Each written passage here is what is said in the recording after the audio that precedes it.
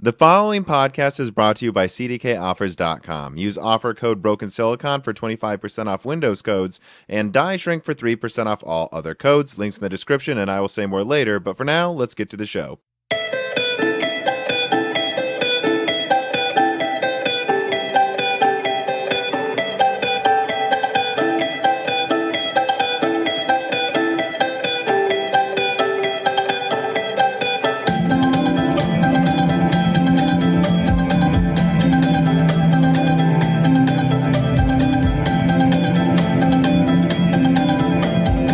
And welcome to Broken Silicon, a gaming and computer hardware podcast, or whatever the heck we're calling it this episode. We already screwed up recording it and had to start over. So we're just going to keep this one, Dan. We're keeping that today. That's what that is. That's what the podcast is this week. How would you describe this podcast, Dan? Like if in like a phrase, what type of podcast would you say it is? These episodes, a news recap of tech shit over the past 2 weeks. Dan, welcome to Broken Silicon, a recap of tech shit podcast. I think I'm going to go with the one I said. How are you doing, Dan? Your adorable dog's behind you as usual, staring at you. I'm pretty good. Getting ready to move out of the current city I'm in, so that's fun. Yeah, we were supposed to, me and our dad were supposed to fly out to Boston and help my brother move. And things are closing back down again. There are certain states that aren't on that are on like the blacklist for coming into the state. And my mom just asked, who's like booking everything, like, do you think it would make more sense to hire movers to help Dan move instead of flying? I'm like, wait, what? We were considering what makes sense. Yeah, even not during a pandemic, we should just have movers help Dan and not fly across the country to have an old man and his brother help him pack everything up. I can assure you the movers are cheaper, Mom, no matter what time it is. Let's get into some of these reader mails. Carbon Cry writes in, and he says, how many fish did Dan have to kill on that less die shrink that he had to leave the lab at 9 p.m. and miss the recording? I hope he's not getting soft and his fish killing per minute isn't going down as a result. To which B.S. Steiner continues and says, to elaborate on Carbon Cry, I would like to know the FKM, which is, of course, an abbreviation of fish killed per minute, for the day before Dan joins the podcast or earlier that day if it's in the evening. If not divulged, I don't know if Dan is still okay. If we're looking at peak efficiency, like when I'm actively killing fish, it's probably about 3 per minute. I don't know 3 if that's fish per minute. Okay. Impressive. But how many fish did you? And so for people who don't know, especially if you're not like subscribed to Patreon, we just did a mailbag because of all of the recent leaks in the news coming out. I pushed back the Halo die shrink and the early LCD era die shrink to just answer more questions, more console questions, as I really, really wanted to get all the console questions out of the way in the recent loose ends and die shrink so that we can have one episode that isn't heavily console focused, which is what we're trying to do with this one. And you weren't able to join the last die shrink episode. I think it went pretty well, though. How many fish did you kill that day? Was the bloodlust enough to make it make sense for you not joining the die shrink episode? I don't remember if I actually did kill any that day. Sorry to report. I don't know if that's good news or bad news. Jesus Christ, Dan. But I've been working very late every day for the past 3 weeks because I'm transitioning out of my role in the lab. And it's always really hard to do that, especially because I don't want to leave the other people in the lab high and dry when I'm gone. Yeah, you definitely seem to care. Maybe more than I do when I leave my jobs, if I'm being entirely honest. VI Pass writes in, and he says, what would it take for you to do more Flyover States podcasts? I didn't join your Patreon for these, to be clear, but I ended up really, really enjoying them, and I'm wanting more. I highly recommend people listen up if they are a Patreon member, and if not, come on, subscribe to Flyover States. Yeah, so another episode came out. There was one point in time where I was getting, I would say, one out a month. At this point, it's basically one a quarter. And I don't even know how else to describe it. I don't want to compare myself to them, but I would say, if you like Well, yeah, I'd say if you like fireside chats from Colin Moriarty, or if you like Dan Carlin-ish stuff, it's kind of in the middle of that, interviewing people who do interesting, I don't know, just interesting subjects around the U.S. and sometimes around the world where we touch on politics with, I don't want to use the condescending term real people, but like I'm not afraid to interview someone who's like a nurse in New York during the pandemic, who I'm hoping to line up soon.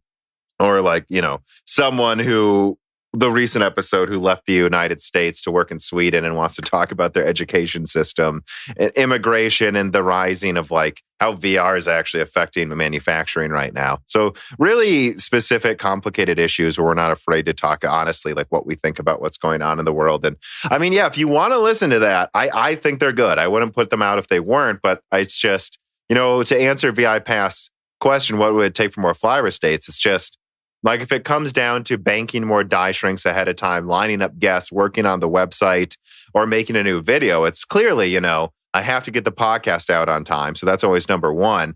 And then after that, it's whatever video and sometimes the video supersedes it where I have to delay the podcast half a day, right? And then after that, it's, God, me and Carbon Cry are working on renovating the website. If I can get to that. And so it's like fourth or fifth place, really, that's flyover states. If anything pops up, which something always seems to, it's just delayed. And, what I would say to VI Past is more people have subscribed to the Patreon, which I guess technically supports flyover states, than listen to flyover states episodes, even if I combine the YouTube and the RSS feeds.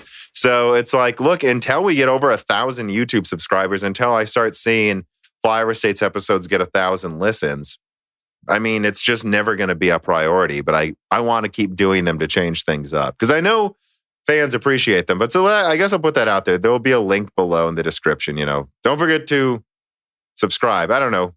It has to grow, and then I will upgrade the server for hosting more episodes. But until then, guys, subscribe to Flyover States, and we'll see what happens. Linus Red writes in and says, considering how many people join the Discord and contribute on Patreon after each podcast live stream, would you consider opening up an OnlyFans account for more? And he puts this in a cheeky quotation marks. Tech news, upside down, smiley face, okay hand. No. I don't know that I have. I mean, and I specifically, people ask this every now and then. I specifically use Patreon because the people who haven't subscribed to the Patreon can't seem to get this. Patreon allows you to do this like tiered podcast rollout that a lot of other places like the infrastructure we put into Patreon, organizing episodes and timing early releases without ads. They actually have some pretty powerful features for that. As broken as their mobile app is, to be honest. But, and there's a reason we use Patreon. And I mean, I looked into to actually answer his question. I mean, we had a Patreon for Flyover States for a while. And I've seen other tech tubers do 2 Patreons, one for like a website and one for, it's such a waste of time. If you want to support everything we're making, go to the Moore's Law is Dead Patreon. You'll get Flyover States early and ad-free. You'll get this, Broken Silicon early and ad-free. You'll get Die Shrink, Hits and Gems. You get everything else we work on there, and in terms of other platforms, it's like, you guys got to understand, like, we'll just be out of commission if we switch platforms. So that's just not going to happen. And I'm not going to do this thing where I have to manage 100 things. Because I'm just being honest. I think I put out more content than 3 tech tubers combined that don't have a staff of 30 people. Like, am I wrong, Dan? No, I mean, your output's pretty damn high. And it's like, and that's because I focus on what's working and I don't waste my time trying to be on 20 platforms. It's like YouTube videos, podcasts, Patreon for the exclusive stuff. And if you'd ask me to start going on 100 platforms, like, why don't you support Vimeo? That's always a thing. Not to be ranting right now, but like when people complain about Patreon, it's like, I can't stop laughing because you're watching stuff on YouTube and you want to really compare free speech crap. Jesus Christ. I know. It's preposterous to say you should stay on YouTube and not use Patreon. Preposterous. It just goes to show you. It's like, look, I don't know what agenda you have with whatever's going on, but please don't push it on me. We're on Patreon, YouTube, and every podcast app under the sun. Yep. I mean, for OnlyFans, I will say, though, I don't think OnlyFans is explicitly just for porn. So, I mean, it's kind of like Tinder. Like, if you tell your parents you're on Tinder, they assume it's for hooking up. But if you actually look at the stats, like I think it said 60% of it isn't that.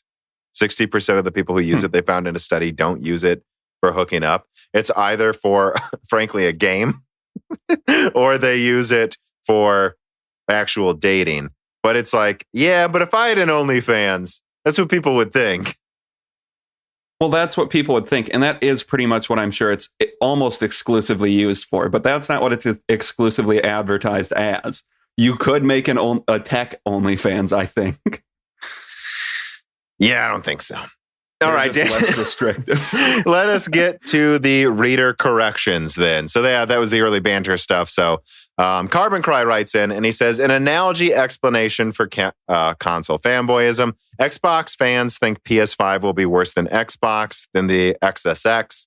PS fanboys think XSX will be worse than PlayStation, than the PS5. As you see, both are right. They just don't know. They're not arguing what's a better console. Actually, I don't know if I understand what he's saying. Do you, Dan?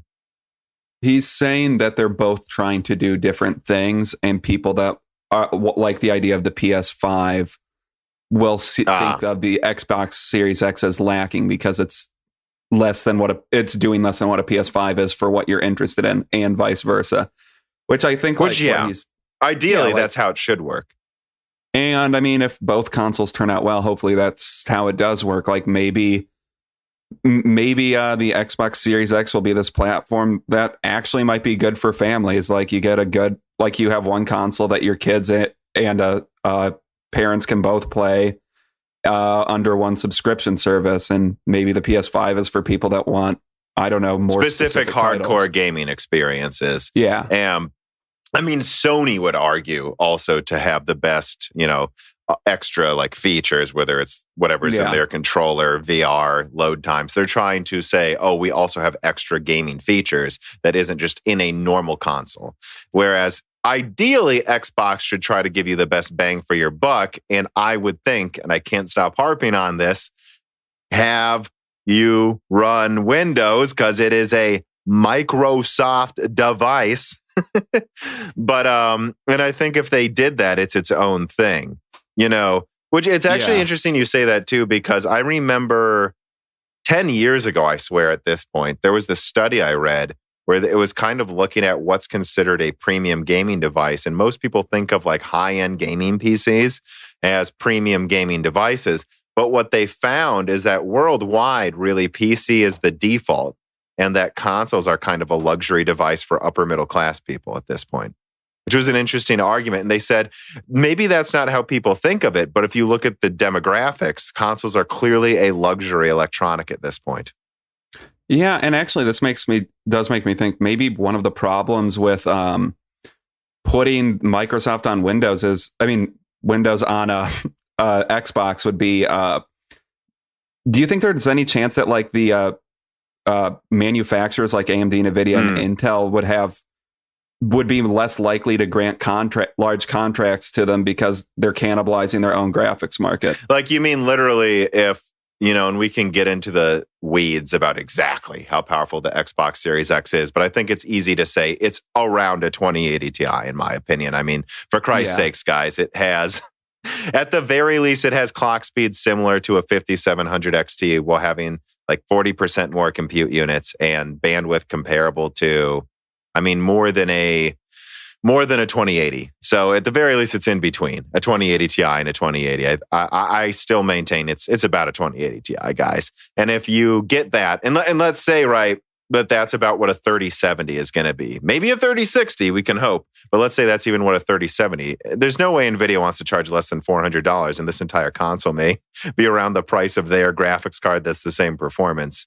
Right. It's something I've thought about a bunch of times, especially when it comes to AMD. But it's like, I don't know. I think the rumors point to the 6700 being the same price and, being cheaper and the same performance than an Xbox Series X. So I don't think it hurts AMD as much. And, I don't know. I think NVIDIA can go kick dust. I don't know. If I was Microsoft, I don't think it would stop me. I think it may be a factor to a certain extent. Don't get me wrong. But I'm more saying I don't know if and this is just me, just an idea off the top of my head where like It's going to be a factor either way, so it's worth talking about. Yeah, it's like, so essentially what you're telling Microsoft, your idea for your next console is a console that makes our entire like mid-range, low, high-end, and lower graphics cards completely pointless, because your console is going to be about the same price as one of our graphics cards, and it also runs Windows, which completely negates really any benefit having a PC has over the Xbox Series X, unless you're going for like enthusiast level performance. Well, yeah, but I mean, I don't know, right? It's just, and I think it is a factor, to be honest. I do. I just don't know how much of a factor it truly is when you consider, like, the GTX 960 was $200, guys. The GTX 1060 was $300, but usually around $250 for the non-founders. Like, that's half the price. Like, Nvidia can afford to make a 3060 close to the console's performance for half the price of a console.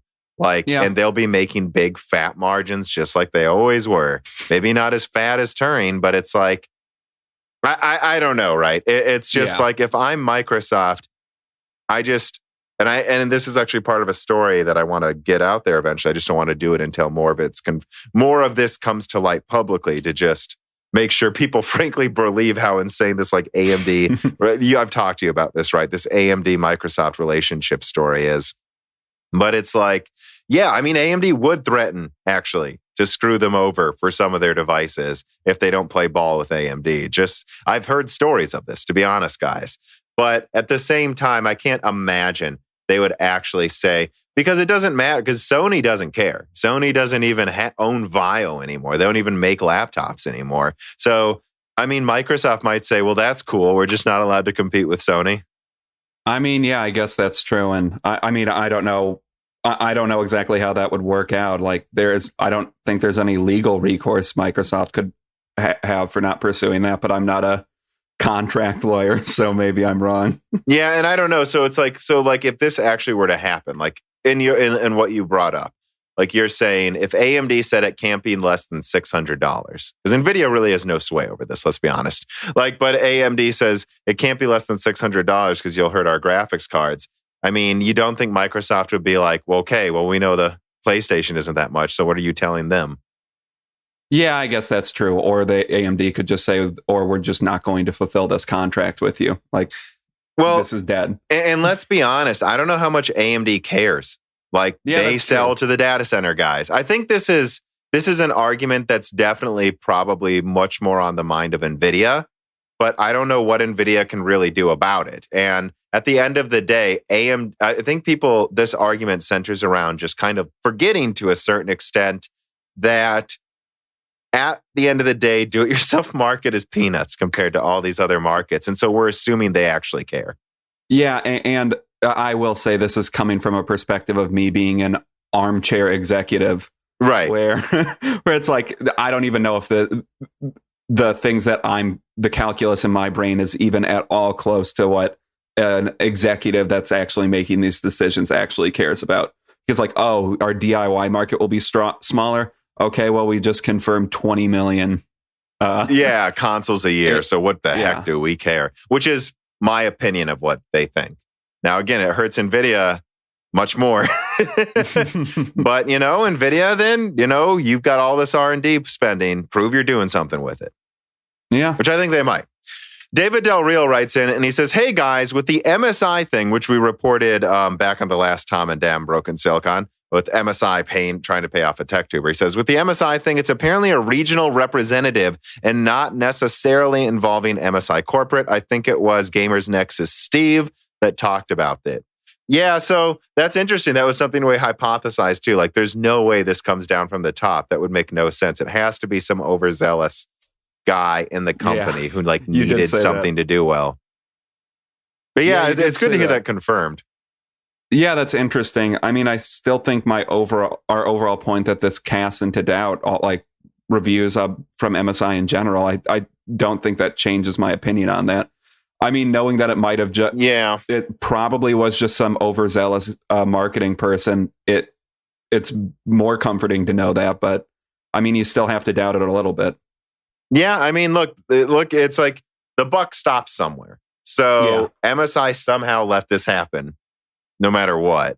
And there should be some backlash to them. Or maybe people will just do it again. I mean, come on. VI Pass writes in and he says, the Oculus Quest is the version you kind of keep referring to, which is the full VR and AR standalone 6DOF system. So he's talking about the one, with like the smartphone processor in the VR device instead of plugging it into a computer. It says all you need is the headset and controllers and you're ready to game. The store and games are all on the headset too. The Oculus Go was kind of similar, which is what you said, Tom, but is extremely limited. And it is also discontinued. Oh, yeah, I don't really pay that much attention to VR right now, guys.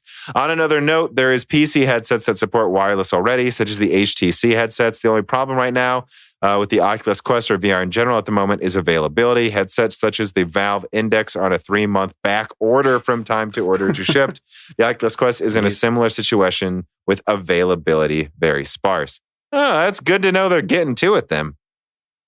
Yeah, I mean, I know there was some like wireless thing, and I think I referred to the Oculus Quest as the Oculus Go at one point, which I actually did at one point know the correct name of that, but thanks for the correction. Yeah, I would just say that all I have to add to this really is I think by the end of this console generation, we're going to have decently mainstream VR. Like, I think they'll figure it out by the end. Whether it's Sony or Vive or Oculus, they're going to. I do. Yeah, and the big problem is, they might be available, but they're, like you say, incredibly limited availability. And I'm guessing that also means, what, $1,000 at least? I think the Index is $1,000. Yeah, the best ones are, that's for sure. I mean, I'm not getting another. I got, as people know, I have the PSVR, but that's because I got it for like $150 on Amazon Day 2 years ago. And I'm like, I'll play Resident Evil 7 and Super Hot in VR for $150. Sure. That's where you get me with the early VR stuff. At that price, I'm in. But I'm not paying any more than that. I'm not paying a cent more than like $200, I guess we'll say, for a VR package that isn't wireless and isn't above, like, I don't know, around, again, I think 1440p per eye is what I want. Yeah. I agree with that. And until it's actually can be used in a lot of games, like, I don't think VR's ever overtake. I mean, Half-Life Alyx is almost enough, though. Not enough for me to spend $1,000, but it is enough for me to spend like $400. I will say that. Yeah, I mean, I don't know when I'm ever going to play Half-Life Alyx. I want to play it really badly, but if I have to spend $600 for one game, I'm not going to do it. I mean, think of how many fish you would have to kill to afford that. That's a lot. So it's too many fish. It's an irresponsible amount of fish. Carbon Cry writes in and he says, piggybacking on the last Broken Silicon in the discussion on the state of tech journalism in the past, today and tomorrow, I'd be happy to share my view. Okay, well, I don't know if we're happy about your view, Carbon Cry, but I guess we'll let it pass. Well, watch yourself, counselor. He says, I disagree. It's the competition that drives up quality now. It's a factor for sure, but not a main one. I think the crucial part is specialization. Tech YouTube has such a population that we are getting high levels of specializations in what people want to hear and talk about. Moore's Law is Dead doesn't really compete, in my opinion, directly with Cortex, Adored, or Hardware Unboxed. I'd say it's different. Like Cortex definitely goes for futurism. I'd say, I'm going to be honest, for Adored, I'm not really sure anymore. Like I guess I would say Adored honestly goes for shitting on Intel. That's actually what I would say. I mean, what would you, because it used to be very similar to like things I would say, but at this point, it really seems to be about the behind, it's about the behind the scenes of what's going on in these companies he seems to focus on. Yeah, I think that's actually especially lately. That's a good way to put it, I would say. I mean, you're not directly competing for time slots, so the competition of, I don't know, like the competition like that you traditional like TV markets you have isn't there as much because I can see a Moore's Law is Dead video and a Cortex video pop up at the same time. And that doesn't mean I'm not going to click on one instead. It's significantly less likely to have the type of competition that you see with like a network TV or even streaming, honestly. Because there is competition with streaming where it's like, and again, guys, I'm just speaking for me, a season of The Handmaid's Tale comes out or Stranger Things. I'm picking Handmaid's Tale. It's not even close. you know, and I'll get through probably several shows before Stranger Things. I like Stranger Things, but for me, it's like there are some shows I just like way more, right? Like right now we're watching Too Old to Die Young, which is like one of those shows where I don't even know if I can recommend it to others, but I really like it, you know?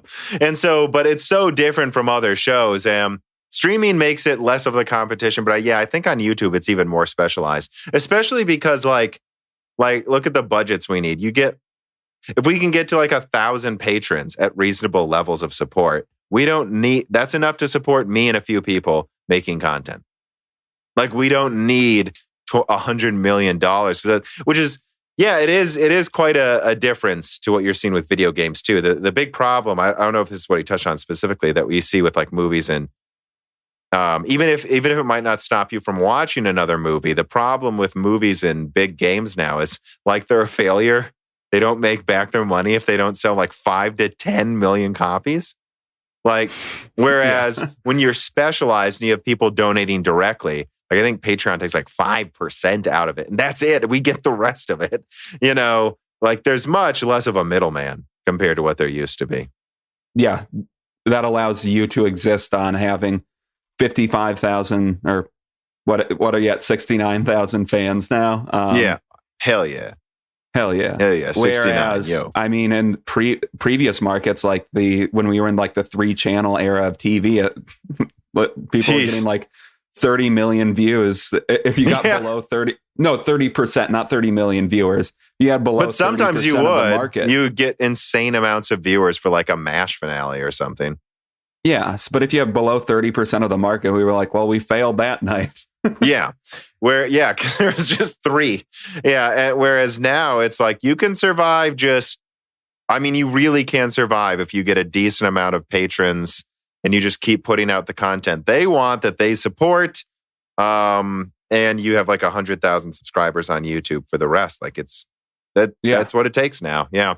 And I agree, Carbon Cry. Like it is what is killing a lot of, I agree. I mean, to go back to Carbon Cry's original point after going off subject 3 or 4 times as usual, like, I mean, with tech journalism, a lot of the major websites fall apart because they try to like cover everything. And I think it is a combination of not knowing whose voice is talking with any individual article on a website. But then it's also just like, look, I like the way this guy gives me the news, so I'm going to go to him. Yeah, exactly. But we do try to be different here.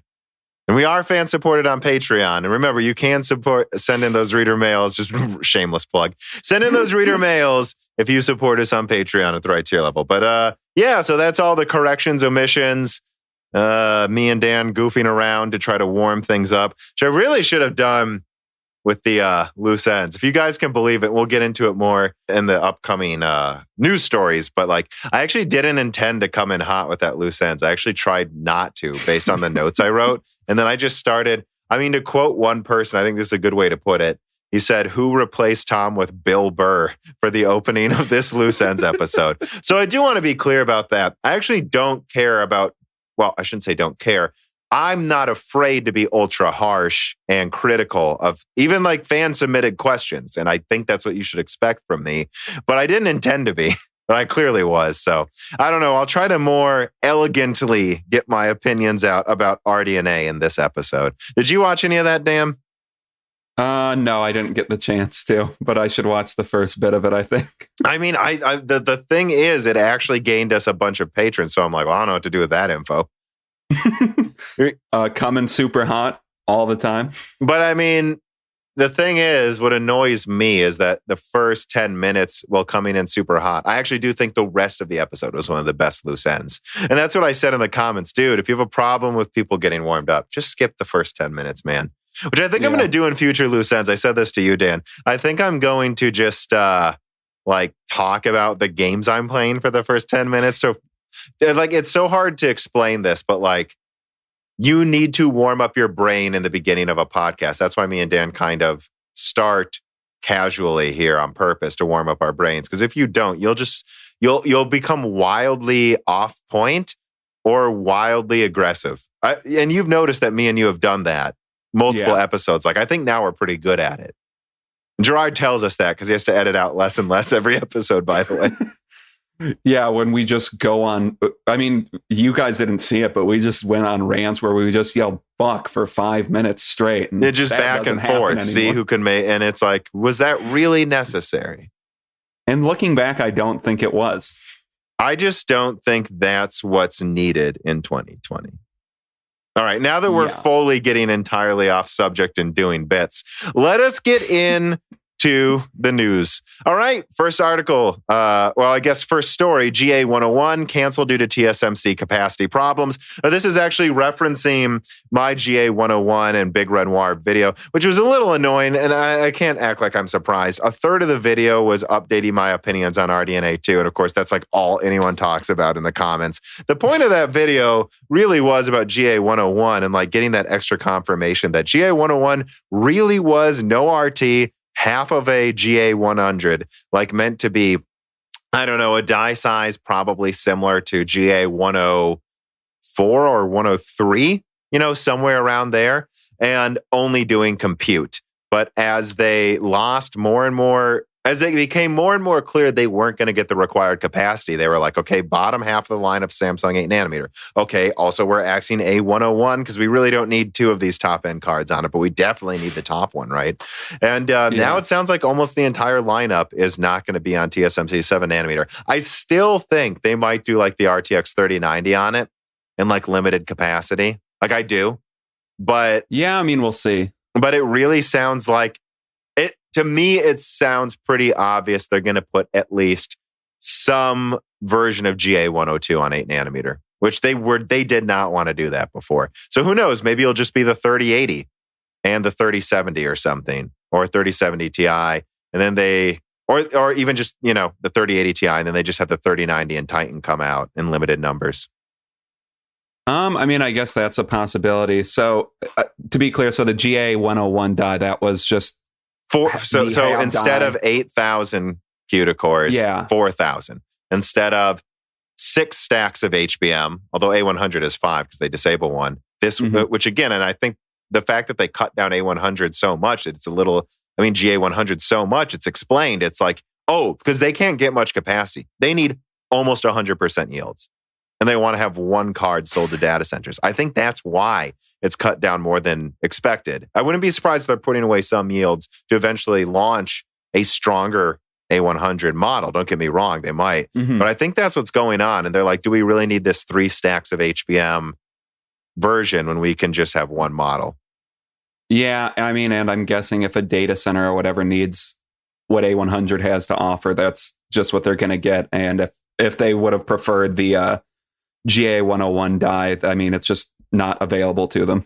Yeah, and so, and I actually did hear that loosely suggested by other people, but this was the first source who really didn't have much. Again, most of the time, I can't really say how they're connected, but it's like people connected to people at Nvidia where they can provide some proof of this and how they, like, this isn't someone like in Nvidia, and this isn't someone like, how would you say, supplying supplying specific components who knows a lot of details, but it's someone who knows people there. And he's like, yeah, by the way, here's the proof. This is what happened with that. I don't have much else to add, but maybe you'll find this interesting. And I was like, yeah, I mean, I actually do. I think this is really interesting. Finally confirming what the hell GA101 was, which actually was always rumored to be a half A100. I just never dug into it because I don't know. Yeah, maybe I'm mixing something up, but you showed like some fake slide on your video that was supposed to be GA101, right?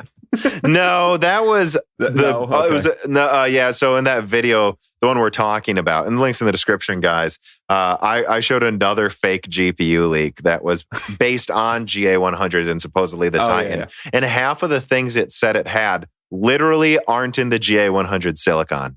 Yeah. So I'm just like, dude, this is worse than that RDNA 2 fake leak I was sent. This one's crazy fake. This is hilarious. Yeah, at least like the fan was messed up in the picture, remember? It was literally blurred over. Like, come on. And like the thing was bent. There was part of the thing bent. Like, again, people made fun of that RDNA 2 thing, but I'm like, maybe it could be a placeholder. It's like, no, this isn't a placeholder. What the hell is this? Yeah, at least some thought went into that fake RDNA 2 leak. Yeah. This one, not too much thought. Too much thought. And then also in that video, I guess I'll touch on it, was the Big Renoir thing, which I'm hoping to get more information on that soon. Again, like I said in there, it's just one source. he's reliable, but it's one source. So I don't know how much, I'm not ready to double down on this big Renoir coming out, but what I ran with the information because I looked it up and it's like Renoir only supports 8 PCIe lanes. There's rumors the reason you're not getting an RTX 2080 laptop with Renoir right now is because it doesn't perform better because it needs more than 8 PCIe lanes, right? And then there's also the fact that Renoir only supports 64 gigabytes of RAM. And there are workloads that professionals run in the field on laptops that don't need a powerful GPU, but they need 128 gigabytes. It's kind of like that AI developer said. It's like, what GPU do you ideally want? He's like, oh, I don't know, an RTX 2060 with a terabyte of RAM. Oh, yeah. There are certain applications that just require a shit ton of RAM. Like, there's even some stuff like that I've had to do in lab where the Mac I have for some reason only has like 4 gigs of RAM and to run tasks. And it's not a task that requires a bunch of processing, really. It just requires a lot of RAM, and I can't do it because of those limitations. Right. And then if you consider that, it's like, well, this is a hole in the market AMD needs to fill. I always wondered what was going on with those other Renoir leaks, because there are engineering samples that have circulated with 12 compute units, 16 compute units. I'm like, yeah, they're probably just screwing around with them. But, and I always wondered, like, if Renoir is meant to be cheap, I could totally see a version with more PCIe lanes, maybe a few more USB or Lightning I/O, and then maybe they put in a few more compute units as well, because it's meant to be a standalone professional thing or something. And yeah, so it's like, yeah, I think this is something, this at least tells you what big Renoir is if it ever comes out. And it's a hole in the market, so I'm excited if it does. Yeah, I don't know. It makes me also just keep wondering, though, if this does come out in like a month, what is going on with like Cezanne and Van Gogh? Except, I don't know. I guess just because we know it's in Cezanne and Van Gogh doesn't mean it should come out soon. I mean, we basically know the specs of Vega 2 years before it came out, so. Yeah, and as based on my memory, if it's serving me correctly, like both Cezanne and Van Gogh are very likely like more than half a year out, right? Yes, except there was one sample that I thought was Van Gogh being tested a few months ago, or 5 months ago at this point, I think. So maybe 6 months ago. My God, this year's gone by fast, guys. And so who knows, right? But that does make me wonder that almost if this could just be that, but I don't think it is. I don't know. Otherwise, besides that, I don't really have much else to add in this video to Ampere. It's like, I've seen it. Yes, I've seen all of the leaks. Oh, now the 3080 is 20% stronger. Now it's 35% stronger. Now the 3090 is 50%. Now it's 40. Now it's like, you guys, the whole time I've been saying it's 30 to 60% stronger with an emphasis on the middle of that number. And I'm pretty sure I know the features they're working on and the capacity. What I've reported on specifically is 3 different samples of Ampere and the features in that first leak. So I'm kind of done covering Ampere. I'm curious about RDNA because we still don't know nearly enough for how soon it's coming out, supposedly, unless it's delayed, which it's rumored to be. But in terms of Ampere, I'm kind of done. It's actually been stressing me out how much I'm just seeing it ping pong around what Ampere is. Because so many people are going to like attack me if I'm off by 1 decimal point. But it's like, I got to stop letting it stress me out. I don't know. I think that's one reason I was stressed out in the loose ends. I mean, and we really haven't gotten an interesting new card for a while. Like, I think the most interesting graphics card release was the 5700 XT. And like that, how long ago was that? Was like 18 months ago now, right? I mean, no, I think like 12 months. Okay. Well, my concept of Dan, time is what gone. about the 5th version of the 1650? Isn't that cool though? Another version of the 1650. Right. That's about as interesting. I forgot about that one. but yeah, it's just, I think people are hungry for more information, and we'll know what Ampere actually is soon. And I think you've covered it to death. So unless you get some huge leak, I don't see why you would really talk about it again. Right. Get Entropy writes in and he says, do you know if AMD is working on something to better compete with Nvidia's CUDA offering for computing on GPUs? Yes. In a word, they're just trying to make their drivers more stable, and they're working on their performance and machine learning. That's what I've been told by a few people. That's all I can really say.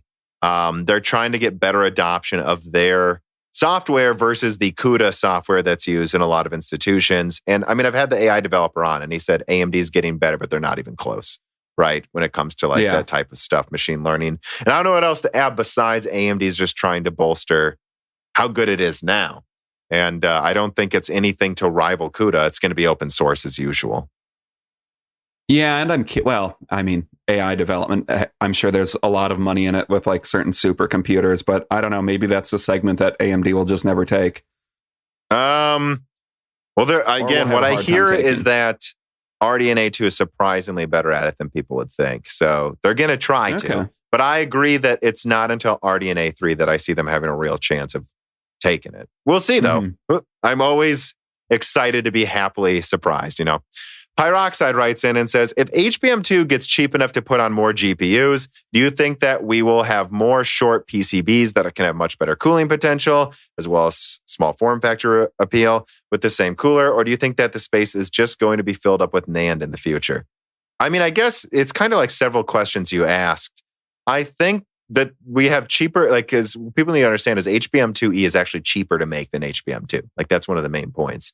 And so I do think, I don't really see it being cheap enough. I mean, guys, like a gigabyte of GDR6 is like $5 goddamn, like $5 to $10. And I think, I mean, heck, I don't know. I don't remember exactly where we're at now with HBM prices. But again, what's been quoted a million times, it was like $150 for the 4 gigabytes in the Fury, $300 for 16. So I think we're probably at about half that again, which puts us at about, I don't know, $20-$30 per gigabyte or something. Like, who knows for sure.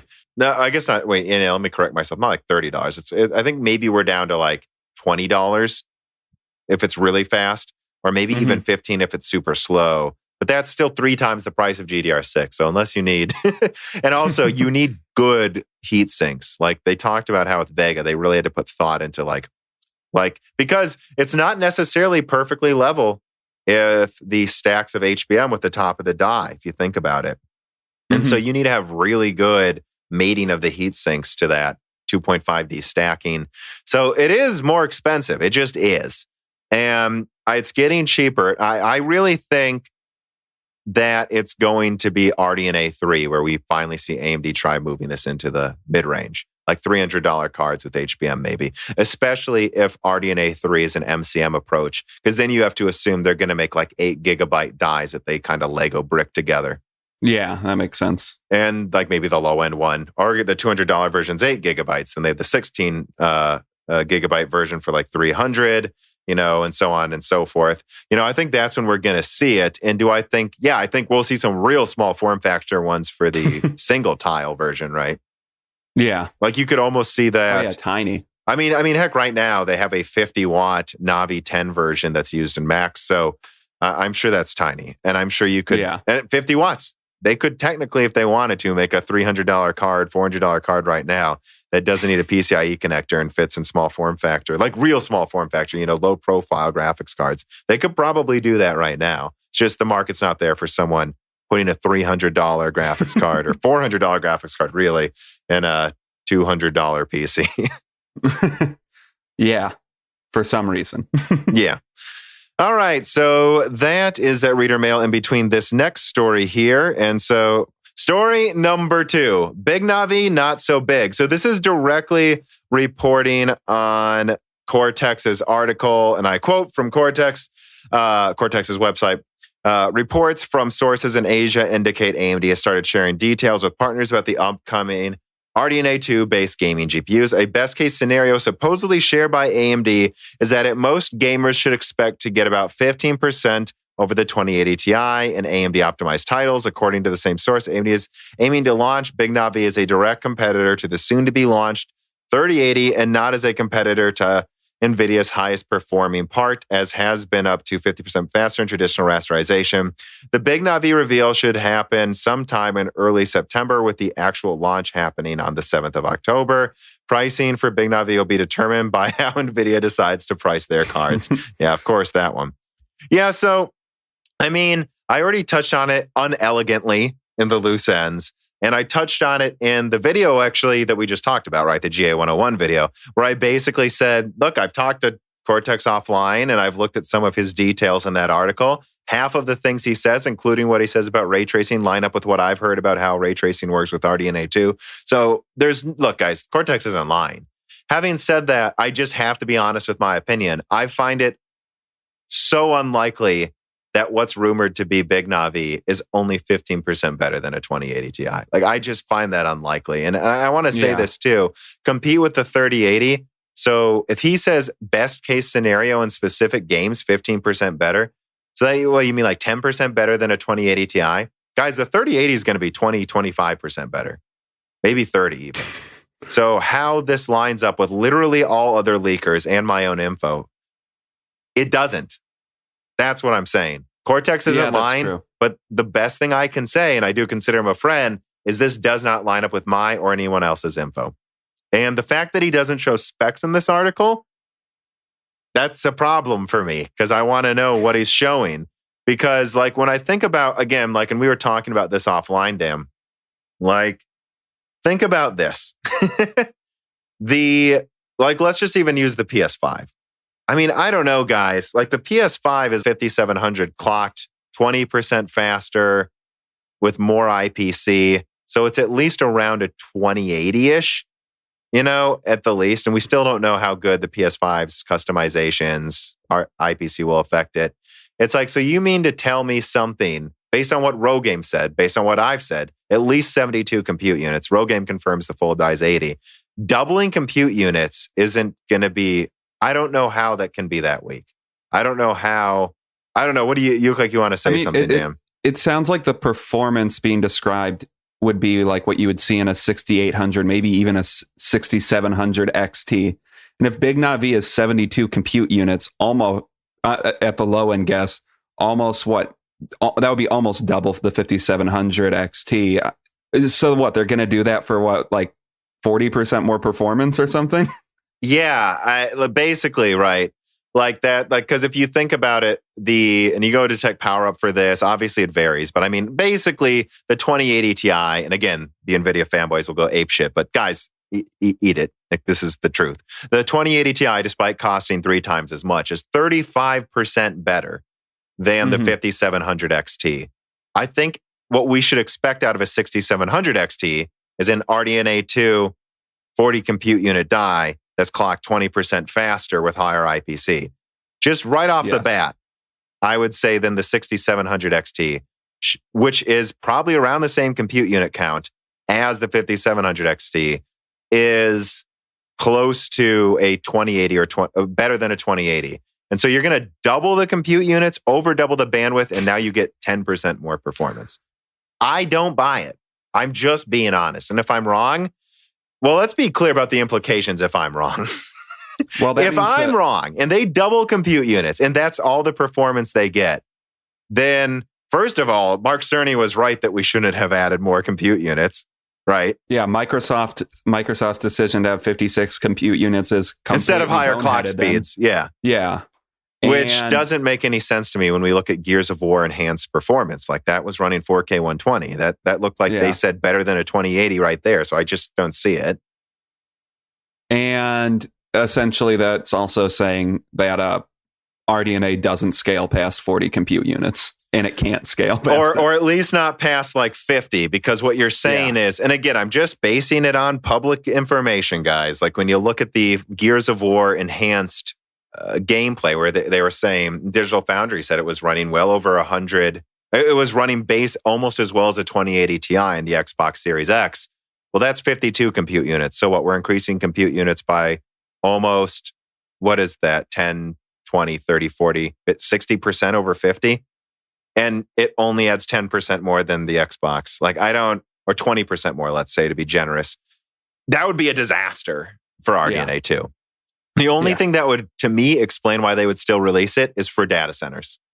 Oh, yeah, I guess that makes sense. So let's be clear, guys. I can construct an argument about how this is true.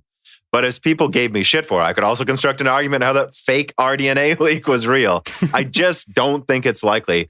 And when you're talking about AIB, you have to remember that, like, they don't get access to to everything. Like AMD specifically goes out of their way to give them info at the last minute if they can, so it doesn't leak. So I just think what Cortex is showing is what AIBs are assuming is Big Navi, and that version goes up to, who knows, right? 56 compute units maybe, or something like that.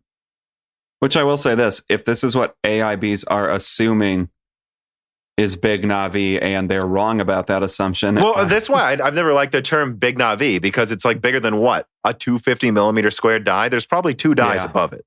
Oh, you really think they're going to cut down an 80 compute unit die to what, right? There's going to be 2 dies above it. Yeah. But no, it's just, hopefully the marketing isn't all over the place for RDNA 2, but maybe it will be. Yeah, I guess we'll see. But yeah, I mean, that's really, all I can really say about this. And, when I think about the rumor I always heard since a year ago was that the very top version is going to have at least 72 compute units, possibly cut down from 80. That's what I heard. That's what I covered. You can go listen to the old Broken Silicons from, again, a year ago. And that's what I covered back then. And that there were top dies, some with GDR6, some with HBM, but that they plan to have at least 2 256-bit dies, one that's about 40 compute units and one that's about 56, that they would just use faster memory with the 56 one. Who knows? Maybe they'll go to 320-bit, like that's what the Xbox has. And then that the top one should be 384-bit. That would make a lot of sense, And again, if you use 18 gigabit per second memory on a 384-bit bus, I mean, I think you're over doubling bandwidth. And I think, and I've been thinking about this too, the rumored number of ROPs, right? So there's 64 ROPs in the 5700 XT. I'm told both the PS5 and Xbox actually still only have 64. And so look, if for some reason the top die is a 56 compute unit with 64 ROPs, I don't know, that sounds like what Cortex is describing, frankly. Yeah. But I've always heard the top one should go up to 96. Oh, okay. And again, so how I would put this, 96 ROPs, right? So 96 ROPs clock 20% faster. Again, I find it unlikely this 80, again, because we can't assume compute units scale linearly. But even if they don't, I just find it so unlikely with the faster clock speeds, the doubling of bandwidth, and the higher IPC that the 80 compute unit version isn't at least 80% better than a 5700 XT is what I'm going to say, which would be at least 30% better than the 2080 Ti, not 15. And that sounds like that would compete with the 3080, by the way, which is what AMD reps told one of my sources. Yeah, and if it were that much weaker, I don't think they would release it, because I would assume there would also be pretty massive power consumption issues. Yeah, and that's the thing. They're increasing efficiency. And again, and there will be a link in the description, you can go to the Navi 2X reveal, where literally AMD shows, and Lisa Su was interviewed, where she says, we're going to compete on all market segments. We're calling it Navi 2X. We're going to have higher performing parts with 50% more efficiency, 50% more performance per watt. So they're clearly talking about a 300 watt card at least. I mean, guys, so that's what I'm saying too. And this is where I kind of try to summarize all of this, right? Because we've been talking about it for a while, but I think it's an important subject. At the very least, here's what we know. Number one, AMD clearly publicly said they want to double 5700 XT performance. They called it Navi 2X. They talked about a higher power usage card with 50% more efficiency per watt. They talked about competing at all market segments. That's for sure true. Number two, we know that, based on all available information, that Ampere should be at least 40% better with it. At least, I'd say, I don't know. You never know, right? I'll say at least 35% better. But I think, 35 to 50 to, I don't know, somewhere around there percent better. And that the 3080 is based on the 102 die now. So I think the 3080 should be at least 20% better than a 2080 Ti. And AMD reps, told one of my sources they believe they could maybe beat the 3080, which again lines up with much more performance than this. And Rogame doesn't really put out stuff, which we're about to get to him, right? Doesn't really put out stuff unless he's sure. And he's saying 384-bit, fast memory. Well, we're assuming fast memory, but I guess he didn't technically confirm that. And 80 compute units, right? So that's the information we have. And we know that NVIDIA's possibly releasing a 3090, which tells you they're scared. I would find it would be worse than Vega if all of this is true and Navi is just 10% better than a 2080 Ti. Yeah, and then just combine that in with all their marketing. So like they were this confident for it to all fall apart like 2 months before the finish line. I assume they're confident in their lineup. Maybe it won't live up 100% to what they're... Well, that's the thing too, is I do see a lot of people in the comments like it could triple 5700 XT performance. And that's where I'm like, shut up.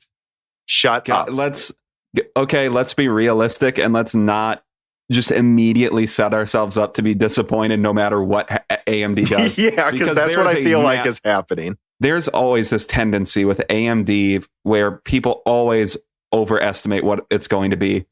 Like always overestimate. Yeah. But I don't know. Do you have anything else to add to this before we get to the next story?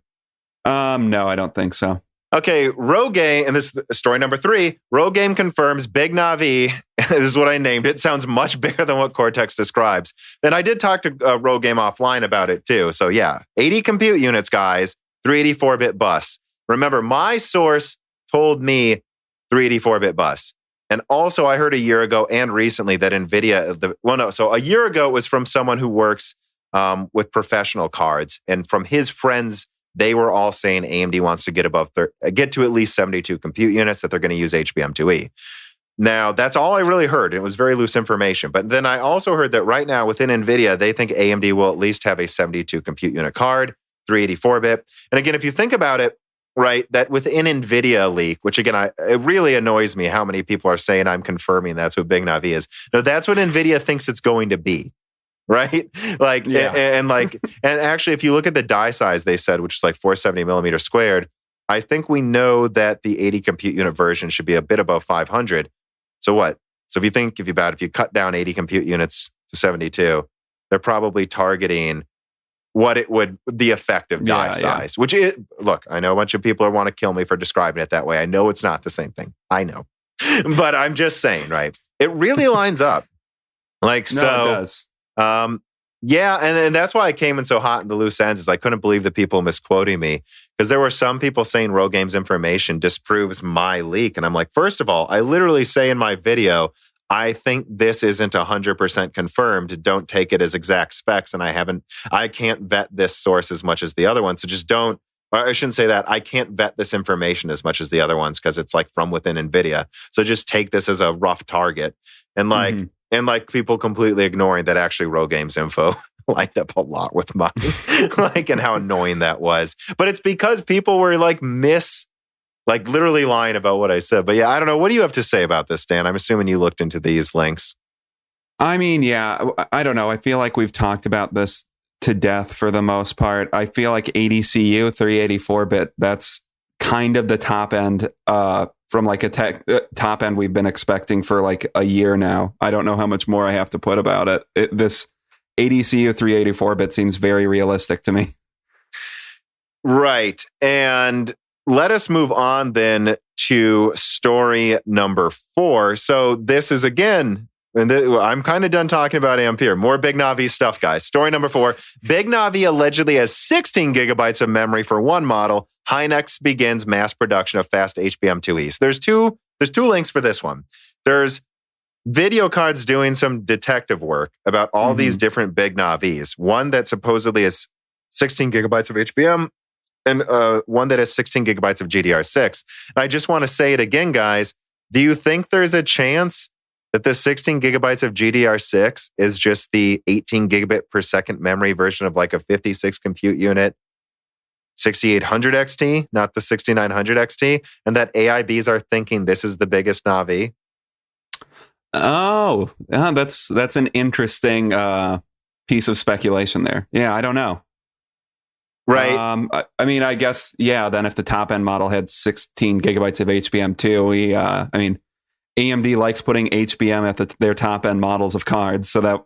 Well, and Rogaine seems to be sure that the 80 compute unit version, there will at least be I shouldn't say 12 gigabyte. I should say 384-bit version of that too. Yeah, and that could be a cut down Navi 21, right?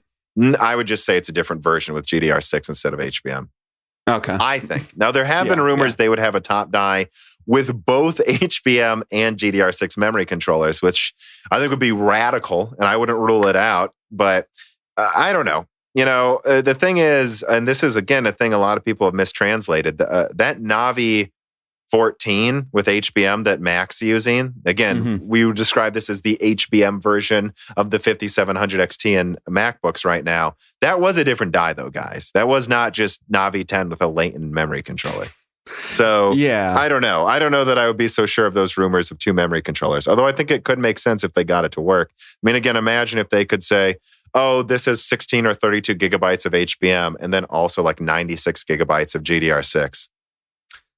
Yeah, that's true. I mean, and then the alternative might just be what the HBM 5700 is, as maybe the HBM 2 one just never sees the light of day, or maybe the GDR6 well, and that's the thing. version doesn't. This is what I want to say, though, too, when I look at video cards detective work, and when I look at people in Chip Hell who are like, I'm sure there's a sample with 16 gigabytes of GDR6. Yeah, maybe there is, guys. Just like we know there's all these different versions of Renoir. There were all of these different Navi RDNA 1.0 samples going around, and they only released the weaker ones, right? Yeah. They with 256-bit memory controller. So I don't know. I got to say that I'm sure AMD is considering all of these things, but if you give me all these sources, I'm going to trust Rogaine more than any of them, honestly, when he says the top die is 384-bit and that there's also an HBM2E version coming in Q1 of 2021. Yeah, I mean, I'm excited to see what that HBM model is, but yeah, so it's hard for me to cover this, and guys, that's why I've been so stressed out. Is it's like, dude, it's so annoying because no matter what happens, I have to constantly stop myself from thinking a leak proves me right, when at the same time another source is saying all this other stuff, and then I'm getting attacked by people on Twitter about it too, and it's just so frustrating because it's like, this is what happens. We're 1 month until we know what's happening. And so all of this rampant crap's coming out. You just don't know what's true anymore. And that's why it's like, I'm pretty much completely done covering Ampere until that stuff comes out. But I think at this point, it's abundantly obvious at the very least, AMD will have something close to a 3080 and that Nvidia, and I just want to make this clear, like, I still kind of think Nvidia is going to keep the top performance crown. At least I think it's more likely than not. But I continue to say I wouldn't rule out AMD taking it to a certain degree in some way. Some way they can argue they took it at least. And that either way, guys, if you want prices to be lower, like you should want them to at least beat the 3080. And if AMD even is close to a 3080 Ti, that would look pretty disastrous for Nvidia because that means their top card's probably less than 20% better. And at that point, no one will care. At that point, it doesn't matter. Nvidia can't charge more than $1,000 probably for the top card, or without looking silly. They probably still will. Especially if they try to like charge the 3090 or Titan or whatever the hell they call it for like $2,000 or $2,500.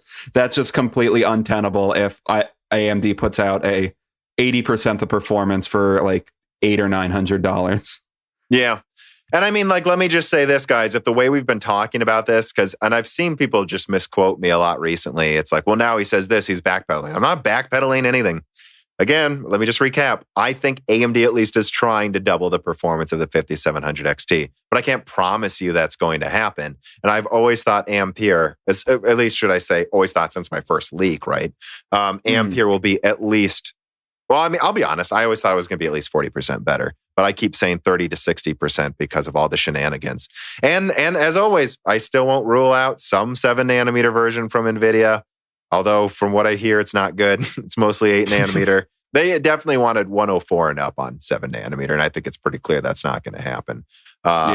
And if it sounds confusing, if it sounds like it's hard to nail down exactly it, or even what we're saying, it's because it is confusing right now. We're confused too by all of these leaks that are contradicting each other.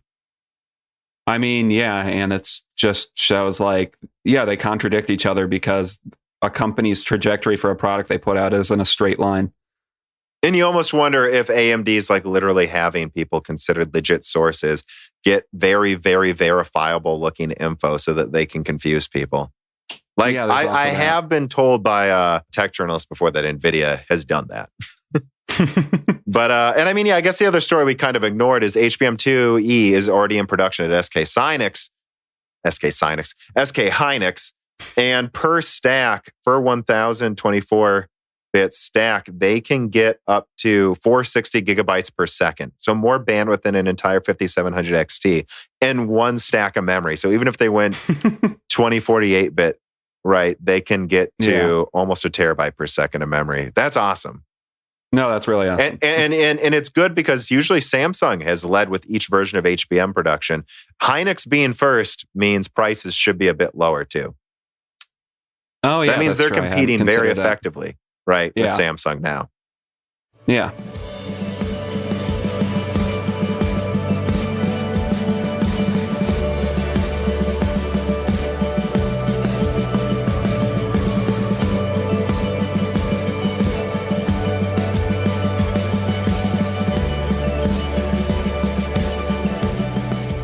For my new benchmarking station, I did use a legitimate key of Windows 10 Professional, and that's because it's just not expensive if you go to CDK Offers. They did sponsor me to say this, but I used their website, and it works well. They have great customer support, and if you use offer code BrokenSilicon, you'll get 25% off Windows software, and Die Shrink gets you 3% off all software on the website, including game codes. I will reiterate, it was really easy for me to actually set up an account on this website, search for Windows, buy the code using whatever payment method I wanted, and they do have several options, and then I simply got sent the authentic key and downloaded Windows 10 from Microsoft's website. Save yourself some money to get more bones for your dog, and don't stress yourself out using illegitimate keys. These are real keys, and they did sponsor this part of the video. So one more time, that's cdkoffers.com. Use Die Shrink for 3% off all software on the website, including Steam games,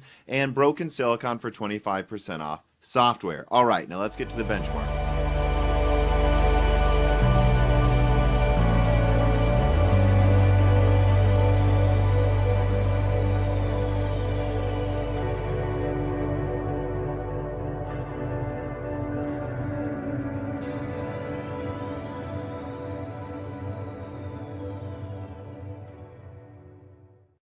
Dominique Koch writes in and he says, what are the next-gen features coming to GPUs after RDNA 2 and Ampere? Will ray tracing remain the focus, or do you see... Well, yeah, I mean, I think it's going to be a major focus continuing to be, right? But do you see other features being explored in the next few generations?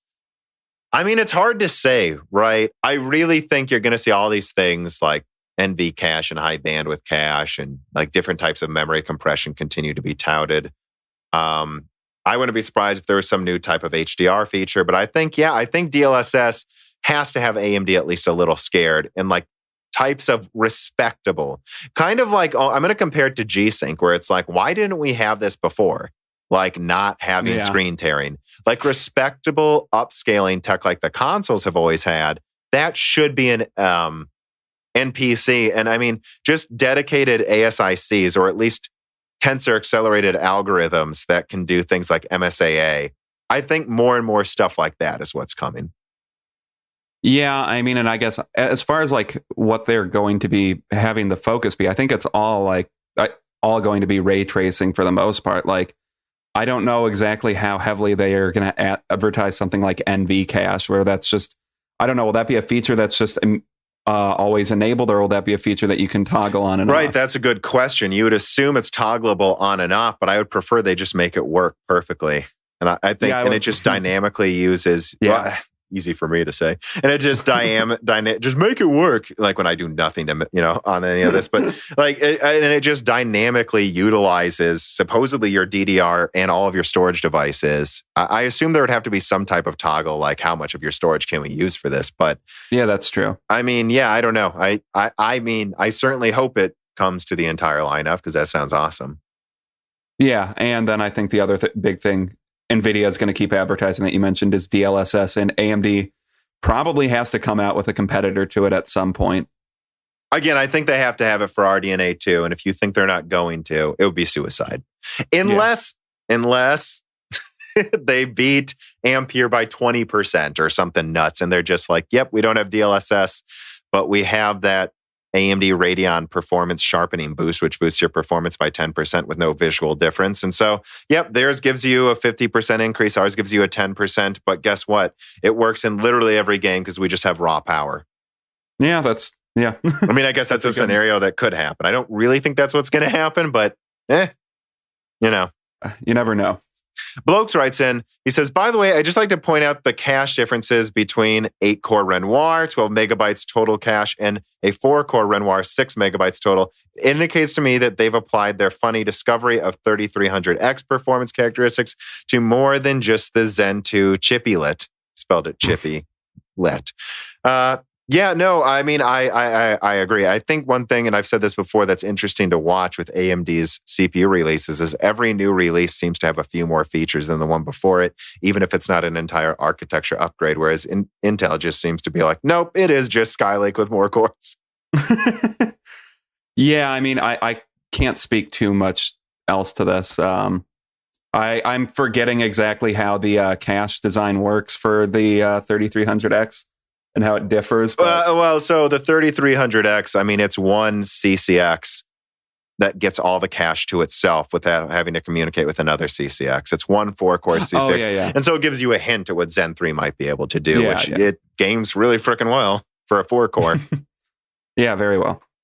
Chagaholic writes in, and he says, in the past, we have had tech reviewers and people in other media be overly critical of AMD Radeon for botching, in quotation marks, their GPU launches for a variety of reasons. Time to market, drivers, cost. Well, Nvidia has had its share of issues, especially with the Turing launch. I mean, like DLSS 1 not working, ray tracing games not even being out. And again, like a 50% failure rate for, like, I believe the top dies. People keep forgetting that. It's like, do you think the media is too harsh on Radeon, or do they deserve the criticism? Will the ever-building hype around AMD's product stack and increasing mindshare change the way media looks at future Radeon products? And also a corollary, what, in your opinion, would make you consider next-gen GPU launches botched, besides the obvious price factor? And how do you expect the media and consumers to reach these hypothetical botched launches? So first of all, Trogaholic, you got to cut the amount of commas you're using down by like a factor of 3. Second of all, though, I mean, yeah, I get what you're asking. Like, do I think the media is overly critical of AMD? In the past, I definitely think so. Moving forward, I'm not so sure anymore. What do you think, Dan? I mean, I would say I think it's honestly bizarre because sometimes when I'm like reading the conclusions to reviews for AMD products, I feel like sometimes the conclusion is reviewing a different card than what the graphs they've been showing are. Where it's like, yeah, it basically beats this Nvidia card, but and it's half the price. But it costs $100 less, so they really need to consider lowering the price. So I think they're overly critical on stuff with like price, definitely. But there is some stuff where I know in the past AMD with CPUs, especially, I think like some of their drivers are just broken at launch and they can't keep doing that. Yeah, Ryzen 1000. Yeah, so which I think they're not going to moving forward. So I think that's a fair criticism and they should be criticized for that. But I also think Nvidia misses a lot of criticism it deserves. Half of there was an absurd failure rate due to, I believe, the GDR6 and the launch of Turing. These are $1,200, $800 graphics cards that are breaking under a month after you get it. And there were some tech sites that said they had like 3 break in a row. Can you imagine if that happened with the 5700 XT? Yeah, I know. Like, and so I do agree. But you know what, Trogaholic? I'm going to be honest. I happen to know for a fact some of these websites are paid off.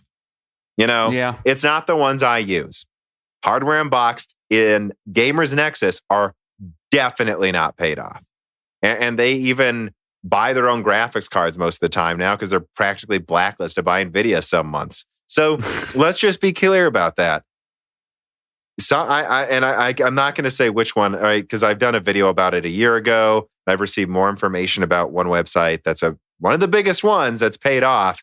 And it's like, I hope I can put together enough information to get, kind of an investigatory journalism piece out about it. But until I can, I'll just let you know that some of them are paid off. Some of them are. It's much worse than GPP. And I say that because of what you said, Dan, because some of them have to be. You know, when you look at these people, always call ray tracing RTX, for example, even though that's not what it's called, just to give NVIDIA a slight boost. When, like you say, they're like, oh, it's 10% stronger than NVIDIA's card, and it's only $100 cheaper. So that's too much. And you just go, are you, what? There's a reason for that sometimes. But I do also think that what you'll see then is, because some of them are paid off, other people go with the flow, and they're just more critical on AMD. And it's something AMD has to work on. The other thing I want to say is, like, moving forward, what would I call a botched launch? I'm just going to tell you how I review. Like, I've reviewed a couple of graphics cards. How would I do it? If the thing doesn't work, I'm going to take a dump on that card in the review. Yeah. Like, and I will say that's something that you've seen with, like, the Fury launch, Vega launch. We have broken Wattman. And then you'll see a bunch of people in the comments say, oh, it's not fair because you have to do this trick to get Wattman to work. You did it wrong. It's like, you know, AMD needs to have all parts of the Catalyst drivers work in the press drivers, I think.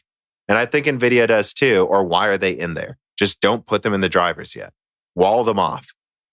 Yeah, and as AMD especially starts moving towards, I think, a more like premium image than what they've had in the past, like they're gonna have to make sure all of their features work in the software that they put out. Like, I've technically, right, because I reviewed the 5700, but it was months after it came out. I reviewed the Radeon 7, again, like a month or two after it came out. Drivers, and it was Vega, so, drivers work fine. Drivers worked fine on those cards for the most part. And so I didn't say anything bad. But I want to be clear. If I got a launch day card and Wattman was broken, I would dock it points. If I had to like, because I know some, and this has happened multiple times recently. Again, it never used to for me, but recently, you have these Radeon drivers where they just crash like every hour. And I mean, like, it needs to affect the review. Because at a certain point, reviewers need to hold these companies accountable that we can't be sure if you buy this card, it's going to work if it didn't work when we used it. Yeah, and you can't just rate a piece of hardware on what it should be because, what you're given isn't what it should be. It's like, well, if it was stable, it would be this good. Well, unfortunately, what they gave you wasn't stable, and you need to actually say that. And to be clear, I think people confuse what you're saying with like, because people will say, well, then why did people give Zen 1 good reviews if it lost to Intel in gaming, right? They're like, well, you're saying it should be better in the future. It's like, yeah, but that's different. Like, we're talking about, does this literally work? And like, when you compare, like, I'm trying to not be entirely off subject when I make this analogy or comparison. It's like, but like with like Zen 1, you're running all games above 60 frames a second. And if you run anything in the background, it clearly is more stable than Intel. And like, it's not that we're saying the CPU is going to get better at gaming over time than Intel's like quad cores, although we do think that. It's that we're literally saying right now, it definitely gives you the performance you wanted and it can do other things. That's different than like literally having drivers like and going, it doesn't work. Like, you know what I mean? And so like, and that's one thing I would say is I would evaluate the thing as it is. And it's a hard question because it applies to gaming as well. Like when you have a game and it like crashes constantly, should that be part of the review? And I'm like, I think it should be, because I think when people release products, they should frickin' work. Mm-hmm. I don't know. Do you have anything else to add to that, Dan? No. All right. Moving on to story number 5. Nvidia in advanced talks to buy SoftBank's chip company ARM. Nvidia, and I quote from Bloomberg, Nvidia Corp is in advanced talks to acquire ARM Ltd, the chip designer that SoftBank Group Corp bought for $32 billion 4 years ago, according to people familiar with the matter. A deal for ARM could be the largest ever in the semiconductor industry, which has been consolidating in recent years as companies seek to diversify and add scale. But any deal with Nvidia, which is a customer of ARM, would likely trigger regulatory scrutiny as well as a wave of opposition from other users. So did you read up on this, Dan? What do you think? It sounds as legit as it can be that NVIDIA is trying to do this. Well, yeah. And like they bring in the antitrust thing. So that confused me a little bit, actually. Well, so I'm not, ARM is one of the weirder companies where they're very much out of the focus of like the consumer market. So I don't really know too much the about gaming them. desktop consumer market. Yeah. So they're, as far as I can tell, they're in pretty much everything. So there's this concern that Nvidia would essentially be trying to buy up ARM to kneecap their competitors. Right. I mean, like if you think about it, I think Samsung uses a combination, right, of like an ARM derived CPU and AMD GPU IP soon. Mm-hmm. And like you could argue, what if Nvidia tries to screw them or tries to screw Apple? Although from what I've been told, I put this in the notes, Apple has a license perpetually up to a certain level of ARM. And I think Apple's literally publicly said they plan to take this and slowly, literally grow their ARM-derived architecture into its entirely own architecture. They don't really see it as ARM anymore. So I think Apple doesn't actually care that much, that they have the licenses they need. Yeah, and I'm guessing that that's what would end up happening with all of these other companies, is that they would get the licenses they need for ARM, and I don't know, maybe Nvidia just makes a killing with on certain AMD products and stuff like that. I mean, I don't know. Also, my suspicion would be like maybe they want to just have a CPU manufacturing wing to like put in their like, I don't know, like their A100 systems. They could now I mean, yeah, there's ARM server CPUs up to like 48 cores or more even. And so NVIDIA is like, let's start really doing this. And I mean, you got to admit that like NVIDIA's got to start getting scared, right? When you see Microsoft moving towards trying to support ARM well, Apple making their own CPUs, and all of them seem to be wanting to use AMD graphics. And then at the same time, as much as Intel's in trouble right now, and we will get to that in a second, guys, Intel's making graphics that make the MX350 a joke. And so NVIDIA's like, we got to be able to make our own laptops to compete with Intel and AMD directly. I mean, yeah, I guess that could be another route they're trying to go down too, is on the small scale, like having, I don't know, 8, maybe in the future, 8-core ARM CPUs and the NVIDIA ARM CPUs in laptops. Yeah, I've seen a lot of people, though, making a hubbub about it on Twitter, which I can't, and other places, like this could be horrible. And to be honest, I can't say it won't be bad. I mean, when it's not the same thing. It's not the same thing, but I mean, I will bring it up, is they bought PhysX and basically threw it in the toilet. Yeah, that's true. But I feel like this would be even bigger than that. And I don't think they will. I want to be clear, but I get why. So I'm saying I get why people are worried.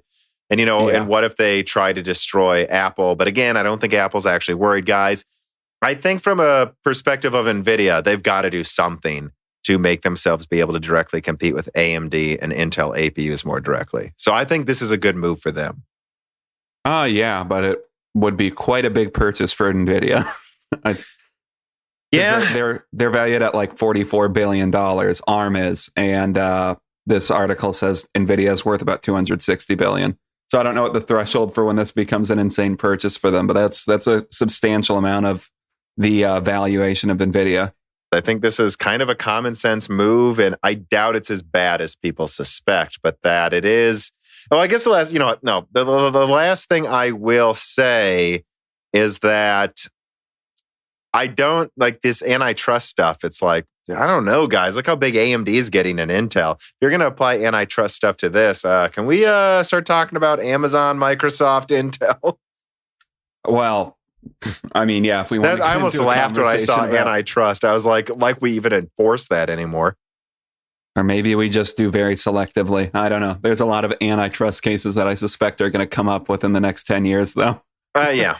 Oh, is that all you have to say about what I just brought up? Just that you agree that it's hilarious when Amazon's allowed to basically own the manufacturing, distribution, and storefront. Yeah. That's not a monopoly. It's not like literally the definition.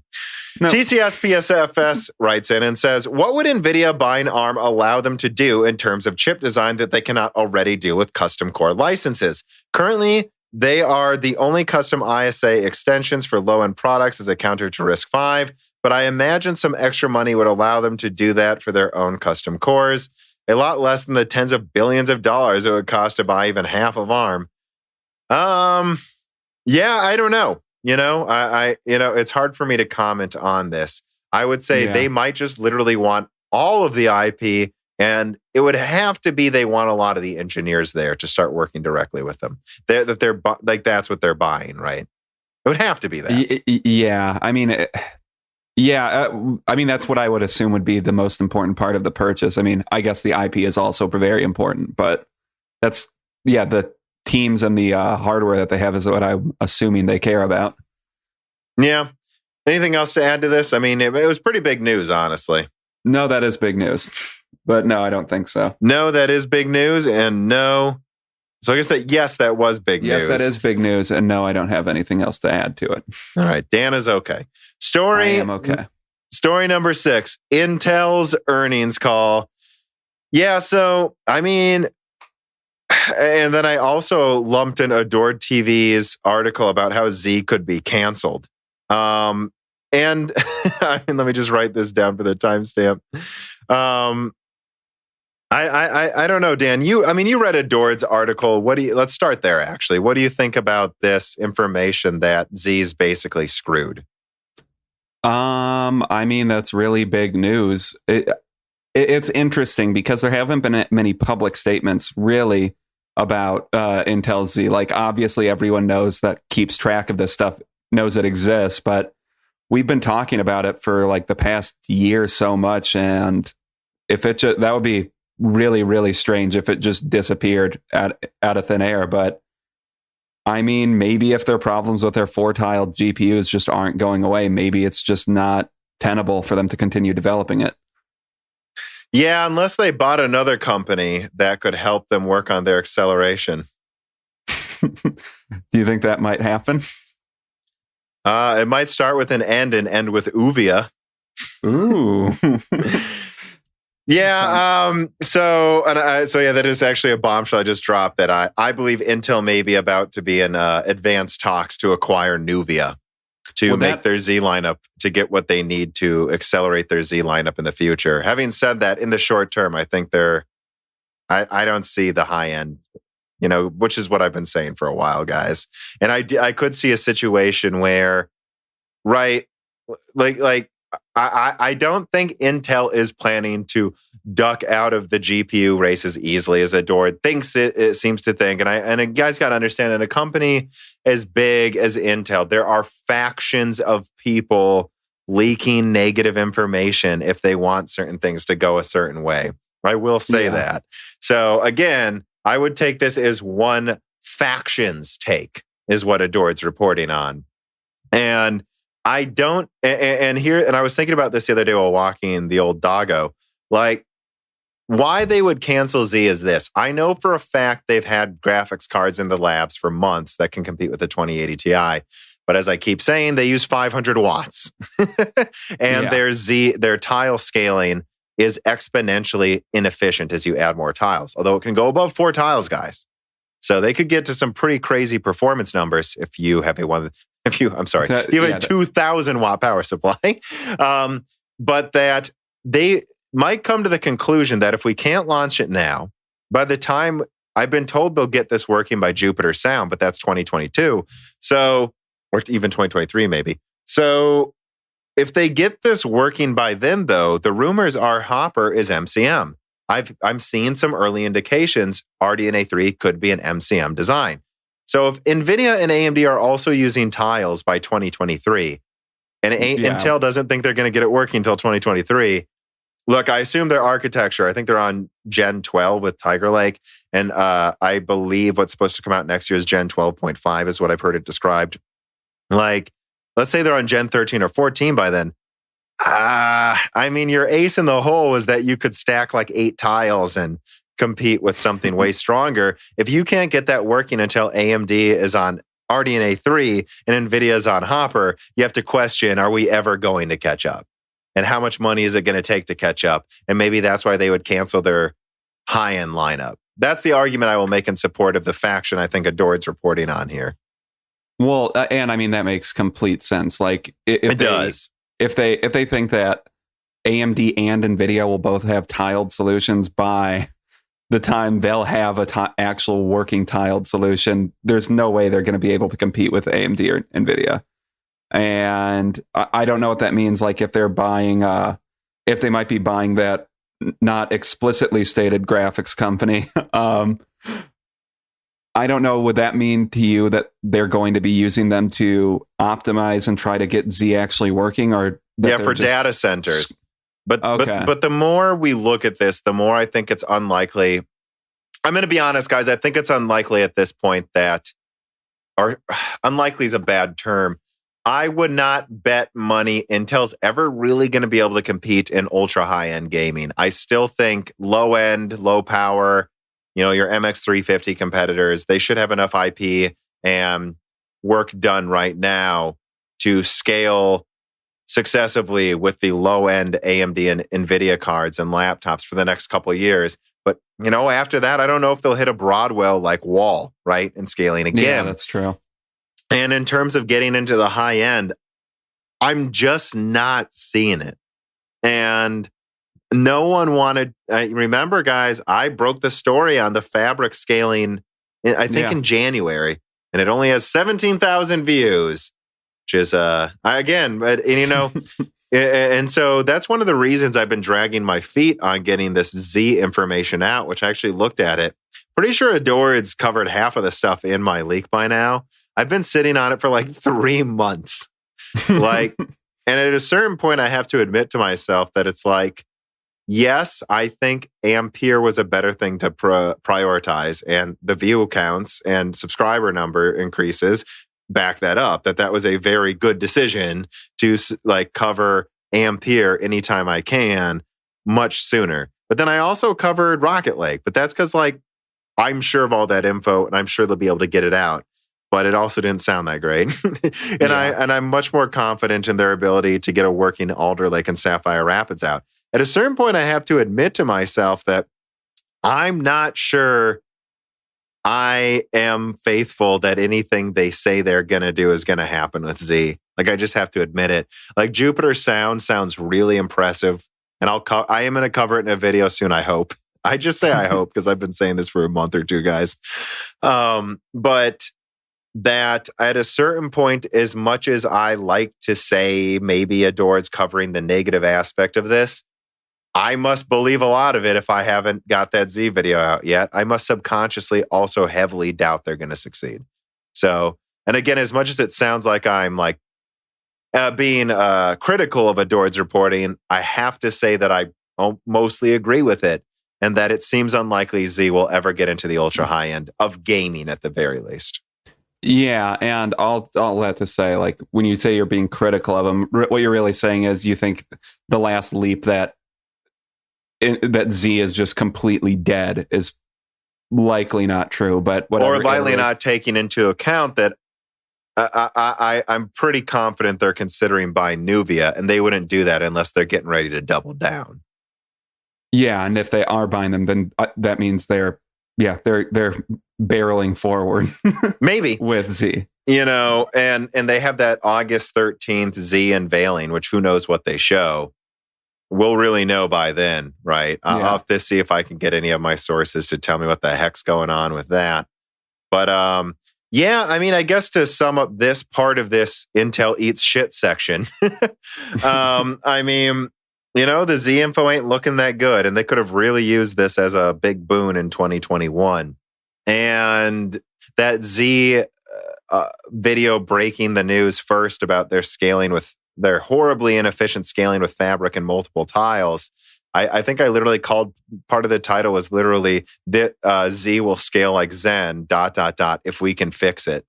Mm-hmm. Right. And that you have to be open to the idea that maybe they don't ever fix it. Yeah. Which if you look at Intel's other things, it's not looking good, which gets us to the other article in this doom and gloom section about Intel of this video podcast. So I didn't cover the earnings call right away. Frankly, I think the PlayStation 5 and Xbox are far more interesting than just beating the dead horse that Intel's in trouble. But I did finally listen to the earnings call. I did a bunch of stuff on the consoles. That's what this episode is about, more covering the traditional stuff we usually do. And it doesn't sound good, Dan. You listened to part of the earnings call. What did you think? Yeah, I unfortunately didn't get to listen to a ton of it, but I think the part that I listened to is really, really encapsulated what people have been talking about, where it was during the Q&A section, and a guy asked them essentially like, so if you guys are expecting to be on 10 nanometers, ramp up to 10 nanometers soon, and by 2022, TSMC and other competitors will likely be to 3 nanometers when you guys might be to 7. How can you expect to compete with them? At least a full node behind, even if you're generous to Intel, where it's like, oh, Intel's 7 nanometers like TSMC's 5 nanometer. I doubt it will be, but fine. Let's say it is. They're still at best a full node behind. Yeah, and then they just go on to say... And remember that 3 nanometer node comes out before the 7, probably. So that's another thing to emphasize. Go on, sorry.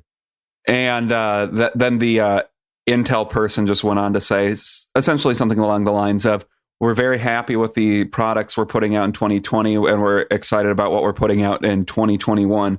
Going into 2022 and 2023 and onward, we expect to...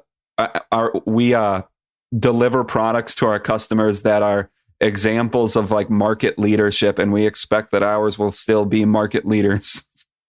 So it was just vague non-statements about what they expect for the future, because there's really nothing for them to say. Like, they've completely fallen behind AMD because they got lazy for 5 years. And I don't know, and it's taken them until this year for it to truly catch up to them, and I don't know when they're going to be able to claw their way back, but it might be a long time. Who knows? What I find so funny is that people are now... look, if you follow Moore's Law is dead, if you follow a lot of tech tubers that I hang around with, let's say, that... this isn't that surprising to you that Intel's stock's taking a bit of a hit and that this sounds horrible. But a lot of analysts seem surprised, and I just find it funny that it's like, that it's happening exactly as I've had it described. So just so you guys know, I give freelance advice. I won't say which company it is, but like there's a hedge fund, an investment firm, and I will call in during meetings and they'll say, what's your take on this story, Tom? And there's lots of other people that do this too. You know, like I know Charlie at Semi-Accurate does. And like one thing they usually bring me in for is for Intel stuff. And I get why. I really do think my Intel info is, I think when I, like for instance, Cypress Cove, like I'm the first one to break Cypress Cove, to say it's not Willow Cove and Rocket Lake, to say it's not going to be as good as this, you know, like, and so they bring me in usually for what my thoughts are on things like Lakefield and all of their upcoming products. And they're like, oh, so you think Alder Lake may actually have this IPC increase? And I'm like, yeah, I think Alder Lake could have a huge IPC increase for the big cores. I do think they can get the big little design working on x86 by late 2021. I do think that it's going to be radically better than Comet Lake and this. They're like, I always feel like they, to a certain extent, go, well, that doesn't sound so bad, right? And then it's like, and you think Sapphire Rapids could bounce back a little bit? I'm like, I do. But then I always just try to keep emphasizing, yes, I think Intel may swing back by 2023. This is the speech I keep giving in these meetings. And I know that you guys say, oh, so it's really just 2021. I always just get the feeling that subconsciously they're saying to themselves, that's not so bad. And I keep emphasizing after saying that stuff, it sounds not so bad now, but let's talk when Rocket Lake launches with less IPC and double the power usage of Zen 3, and then they basically say they have nothing until the end of 2021. You say it's not that bad if they're down and out for 1 year, but I'm telling you it's going to seem pretty gloomy late 2020, early 2021. But I just don't think anyone can completely internalize how bad it's going to feel to be Intel at the beginning of next year. And I think that's what we're starting to see as people finally accept reality of how bad it truly is that Intel may have nothing till 2022. And the best they'll have is little blips like Alder Lake that at best are still probably just going to be competitive with Zen 3 that came out a year before it. Yeah, and we don't know how much better the Zen architecture is going to be. So maybe these massive improvements that Intel might get to once they stop being stuck on 10 nanometers, maybe it won't matter because, I mean, Zen 4 and Zen 5 will be on like 3 nanometers, 2 nanometers, maybe. Yeah. Well, Intel's still stuck on 7. Maybe they'll be defined. And, you know, the info I have, and some of it comes from public information sent to me from Mike Bruzzoni, who's no fan of Intel. The guy literally is a witness to their antitrust stuff. He hates Intel, but he sent me the info basically proving Intel has been working on 7 nanometer EUV longer than people think, and that they might actually get it working in 2022. So I just want to be clear. I think they could get it working in 2022.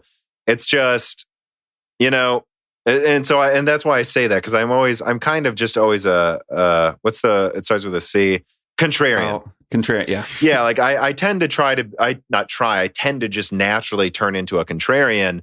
And so now I feel like I have to be a contrarian and say, guys, no, I think Intel can get some great products out in 2022. But again, just as I've kept saying though, even if they do, they need to get great products out in 2022 and hope they even mostly catch up to AMD, and then hope whatever the heck Zen 4 and Zen 5 are don't raffle stomp the crap out of them, and that everyone keeps thinking, oh, so they could come back in 2022. And it's like, but it's gonna feel pretty bleak for the year before it. And it just to me feels like people are finally accepting that reality of how bleak things are about to look. I mean, yeah, and I guess, once again, this doesn't feel like that big of news. This is not financial advice, guys. We can't say this is. Yeah, because, I don't know, we've been expecting Intel to have issues for a while, and it's finally becoming evident that they're having issues, like undeniable issues. And, you know, I'm kind of entirely changing how I'm going to cover the Z video. I think it's going to be about the potential and what they were trying to work on, less so than some traditional leak. Because I'm kind of tired of doing traditional leaks. And I think, honestly, if I've been sitting on this info for 3 months, I'm going to guess most of it isn't exclusive anymore. You know, so, but we'll see when that comes out. And I'm sure we'll cover this much more. But I don't know that I have much more to add. I feel like we're going to start getting off subject and ranting if we keep talking about this. I don't know what else to say. The earnings call sounded terrible. I mean, the fact that they're not sure if they're going to use TSMC is what bothered me the most. This is the last thing I'll say. Just like literally, like, you don't know. Well, it takes years to design a chip. So what does that mean? But I don't know. Do you have anything else to add about these gloomy Intel stories? No. All right. Hammered it. Yeah. I don't, again, like I say, I don't cover the negative Intel stuff much anymore because I feel like it's beating a dead horse, but I'm sure we will beat it in future episodes. Joe Starr writes in, do you foresee Samsung and Intel sharing foundry technology with each other? They both hate TSMC. They both are struggling with their new process nodes. And I believe Samsung and Global Foundries had an agreement too. So that's what he's saying. And on an unrelated note, what's your taste in music? Interesting. So I don't know. I mean, I wouldn't rule it out. Would you? I haven't thought about this. I would never rule anything out. I mean, you almost wonder if they have to ally against TSMC, all the foundries soon, because they could gobble them all up. Yeah, that sounds like a thing that could happen. Yeah. Taste in music. I mean, I don't know. Lots of alternative rock. I mean, my favorite bands are like Airborne Toxic Event, Modest Mouse, The National, The Killers. I used to like Coldplay a lot, but one of their recent albums I just thought was terrible. I don't know. There's a lot. And of course, I love Sahara is one of my favorite bands. I like Phoenix. I don't know, Dan, you go too. What do you like? I mean, indie alternative rock. I like a lot of. It's almost like we're brothers. You like rap music more than me, though. Kendrick Lamar, Tyler, the Creator. Childish Gambino, right? Childish Gambino. Yeah, you like more rap than me, and I clearly like the more electronic alternative a little more, I would say. Yeah. Especially lately, for whatever reason. All right. Number 7. AMD essentially confirms 5 nanometer Zen 4 and an advanced node, quote unquote, RDNA 3 GPU will launch by 2021 at the latest. And this is, of course, I'm throwing this big news in right after the negative Intel news. And again, one of my favorite videos I made was analyzing the wafer agreement between TSMC and AMD, where I came to the conclusion, guys, I'm pretty sure Zen 4 and 5 nanometer GPUs are just coming out next year from AMD. Based on their wafer agreement, they're going to be churning out a lot of something on 5 nanometer. And so I can't say this is all that surprising to me, but I mean, let me quote from their earnings call from Notebook Check. Along with quarter 2 earnings, AMD also presented an updated set of slides with the roadmaps for the next couple of years. The first up is the data center CPU roadmap slide that shows a 5 nanometer Zen 4 Genoa launching by the end of 2021. And again, so we don't know if the consumer ones will come out then either, guys. But again, a lot of people I talk to seem to know a lot about Zen 4, so I wouldn't rule out that we'll get Zen 4 design complete early next year. As for the upcoming GPU architectures, the new slides show that both CDNA 2 and RDNA 3 are to be released next year on an advanced node. Not exactly sure what. Doesn't mention 5 nanometer. I mean, they could be considering 6 nanometer. I mean, yeah, that was the immediate thing I thought of, that maybe this will be on 6 nanometer instead of 5. That is what I alleged, by the way, in my video. AMD's 2021 war on Intel with 5 nanometer or whatever I called it. I think it was AMD's 2021 5 nanometer war on Intel. And I basically said, I'm almost 100% sure CDNA is 5 nanometer. Yeah. And CDNA 2, I should say. Maybe it will be put on 5 nanometer, or maybe it will be put on 6. Yeah. But either way, they can call those both advanced nodes. Yeah. Or 3, maybe. I mean, but the rate TSMC is going, I think they're ramping. They should be doing some test productions pretty soon anyways. I mean, I think 5 nanometer is already to like 80% yields right now. The rate TSMC is going, they'll be on a -1 nanometers by 2024. And then I will admit Moore's Law isn't dead. Do you have anything else to add to this story, though? I mean, it's just basically us talking about how AMD's killing it. Yeah. You don't have anything else to add? No, you actually cut out there a little bit, so I think I missed the last 5 seconds of what you said. Oh, so you just saw my mouth moving and you went, yeah. Yeah, I didn't think I had anything to really rebut, so I was like, yeah, we can just move on. But my intuition has grinded the conversation to a halt. All right. Well, maybe edit this out, Gerard, or don't. Just fuck it. Just leave it in. TSPCFS writes in, what platform do you think will be the best standard for validating PCIe 5.0 devices? Well, I know Intel's moving forward with 5.0 as quickly as possible with Golden Cove products and Sapphire Rapids, and that's end of next year. So, and when I say, I'm not saying Sapphire Rapids is necessarily Golden Cove, but it could be. I'm saying Sapphire Rapids will be PCIe 5.0, and the Alder Lake should be as well. And so, yeah, I mean, the best device for it, I mean, I don't know. I mean, I think Zen 4, Alder Lake, and Sapphire Rapids are all coming out around the same time. So I'm not sure how else to answer that. I think the best device for validating 5.0 devices will be the one that's available. Kind of like how Intel has to use AMD devices to test some things right now with their Optane drives, right? Yeah, and what's available, or I don't know, maybe if they all come out at around the same time, could it be best highest stability or something? I don't know. I don't know what goes into valid. Yeah, and you know, people will be tempted to say Intel's will be worse, but it's like, I don't know. Right? Yeah. We'll see. All right. Story number 8. So Epic Games joins GOG in the goal to deliver universal ownership of digital goods. Now, this is kind of a random one to throw in here, but I thought it was a really weird story. So let me read this here. Quoting from Tech Power Up. Good Old Games, called GOG shortly, has decided to invite Epic Games and make a universal launcher for all storefronts.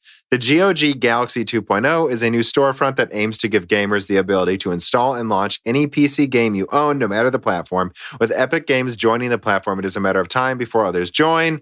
That's kind of an assumption on Tech Power Up's part. Some are still resistant, however. Well, okay, well then what is it, Tech Power Up? Are they... Maybe I should have used someone else for this write-up. Steam and Origin are still not okay with the idea. Well, yeah, they have their own storefront. What's going on, Tech Power Up? Maybe I should have read this more closely. It is interesting to see the development of this, and in the meantime, you can check out GOG Galaxy 2.0 here. Yeah, I don't know. That seems like they're paid to run a GOG ad. Doesn't that sound like that? It seems like Epic is trying to go on with their... Like, we're the most market-friendly thing. It has no feature. Yeah, but here's my thing, though. This is a really random article to throw in here, like GOG and Epic working together. But I'm sorry, Epic is like the most anti-consumer storefront I've ever seen. They force you to run DRM. They have like 0 features on their launcher, like nothing. Like basically nothing. and there's bugs constantly. They have bugs that literally make them lose money all the time where they accidentally announce things with it. Like it's a broken store launcher. And then GOG is famous for letting you download and own zero DRM versions of games. So them partnering, I'm like, well, okay, is Epic going to let you download and keep your games forever? Or are they, like, what is this? GOG worried they're about to fold, so they needed to make a big deal partnership. Yeah. So, and Epic was the easiest one to make a partnership with because Epic is the most criticized, storefront because Steam is universally seen as the best one, I think, or mostly seen as the best one. And Origin works well. Uplay now works pretty well as well. Until they randomly don't work. I just swear every now and then there's a Uplay update where it just doesn't frickin' work. Yeah, it's just, I don't know. This seems like maybe it was just a deal the Epic Game Store made with GOG because they both thought it would be a positive press release they could have. Yeah, and I'm like, I don't know. Did you have any time to dig on this, Dan, and go, what the heck is going on? No, I mean, as far as looking at it, it seems like GOG, they're just trying to unify all of the platforms into one where like you actually have unified accounts, I think. Which, I mean, that's an interesting idea if they could actually get it to work. Wasn't that, there was that other thing AMD bundled with their graphics cards at the same time Mantle came out, remember? And it tried to unify all those accounts together too. Yeah. Started with like a fire or something. I forgot what it was, and that company went out of business. Yeah, so you're right. It almost seems like they're trying to stop themselves from going down that same route as that one company, AMD, like forced you to frickin' install with AMD drivers for a while. There will be people who know what I'm talking about. Will probably say in the comments. But yeah, I don't know. I just find this weird because it's like Epic is literally the opposite of GOG, and they're acting like they're because again, and there will be some people that go, Epic's good, guys. I don't care. I don't want to run DRM. I don't want a broken game storefront. That's what I care about. It's like if the publishers can get a bigger cut out of it, it's like cool. But like, I mean, we should be caring about what's best for the consumer. What's best for the consumer is the best, easiest to use, least amount of DRM storefront. Not that the publishers tweet every now and then, thank you. Yeah. The stuff with the Epic Game Store is weird. And I feel like most people see through it. Like I was just looking through the comments on the article and everybody was confused about the... Okay, so we're not the only ones confused. Because these guys like have clearly different objectives and they're working together. I think I agree. I think GOG has to be going through some problems. Yeah, I mean, that's my assumption based on everything I can read about what GOG is. All right, well, that's all the stories. A shorter list of stories, specifically... I mean, just because I don't feel like covering the same crap I've covered a million times, and also because I insisted on covering the consoles heavily in the die shrink and loose ends so that we could have a broken silicon mostly about stuff people are probably used to us talking about. And also because I'm sure there's going to be some pretty massive console broken silicons coming by around the end of this month, guys. Which I guess I will say that too, just because it's popped into my head. Like people talking about the... state of play from Sony where they're like, they said they're not announcing new exclusives in it. And I'm like, yeah, guys, they also said they're not announcing price. This doesn't invalidate any of my leaks. Like, they're not going to show off. I'm sorry. Like, I think it's common sense. Like, whenever they reveal the price, I bet they want to reveal another exclusive. I mean, yeah, and hopefully maybe... Well, I don't know. The states of plays are only like 20 minutes long usually, right? This one's going to be a longer one, I think mostly about third parties. So like, it's like, yeah, they're doing a state of play beginning of August. What I think's obvious is Sony's just going to wait. Yeah. God damn it. Like, they're going to wait till like the end of August because they just refuse. I honestly do think they refuse to announce the price first. And them announcing they're not going to announce the price at this state of play, they're just literally saying to Microsoft, nope. Like, we're not going to. We'll wait till November, dude. Like, and we are left in the middle to be annoyed by it. Yeah, I know. And I said this in the Discord to some people. Like, it honestly wouldn't surprise me if Sony literally has a second state of play almost done, and that they just have to put the price in at the end of it and hit export and upload the video. Like, that's what I honestly think's going on with that. But yeah, I'm sure we'll be covering that heavily eventually. But the next guest too is.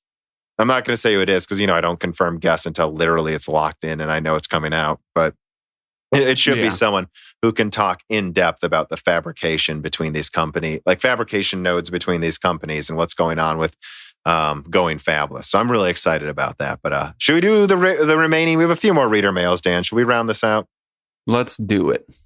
All right, Giori writes in and he says, is it possible the consoles will have different performance in specific tasks, such as rendering specific geometries, handling large quantities of objects, better physics, simulations, and so on compared to one another? And I think the short answer is just a big yes, right? I mean, yeah, that's pretty often assumed that like the Xbox Series X, I think most people seem to think it's going to have better ray tracing than the PS5. Or be able to do higher levels of it in some games. I think that there's some evidence the Sony's has some customizations where in exclusives, ray tracing may be impressive, but that, at least in third-party games, the Xbox may have a ray tracing advantage, I think. And then, not 100% sure, though. And then the PS5 will probably have a better ability to have a large polygon counts on screen and high polygon counts. Yeah, no load times, higher polygon counts most likely, and the ability, open world advantage. Whereas Microsoft can probably do more linear games probably easier. Although if they can, they should start showing it in some trailers that don't look last gen. Doomberry writes in, so there's been a lot of rumors about MCM GPUs in the near future. Can you go over the possibility, advantages, and disadvantages of such a design?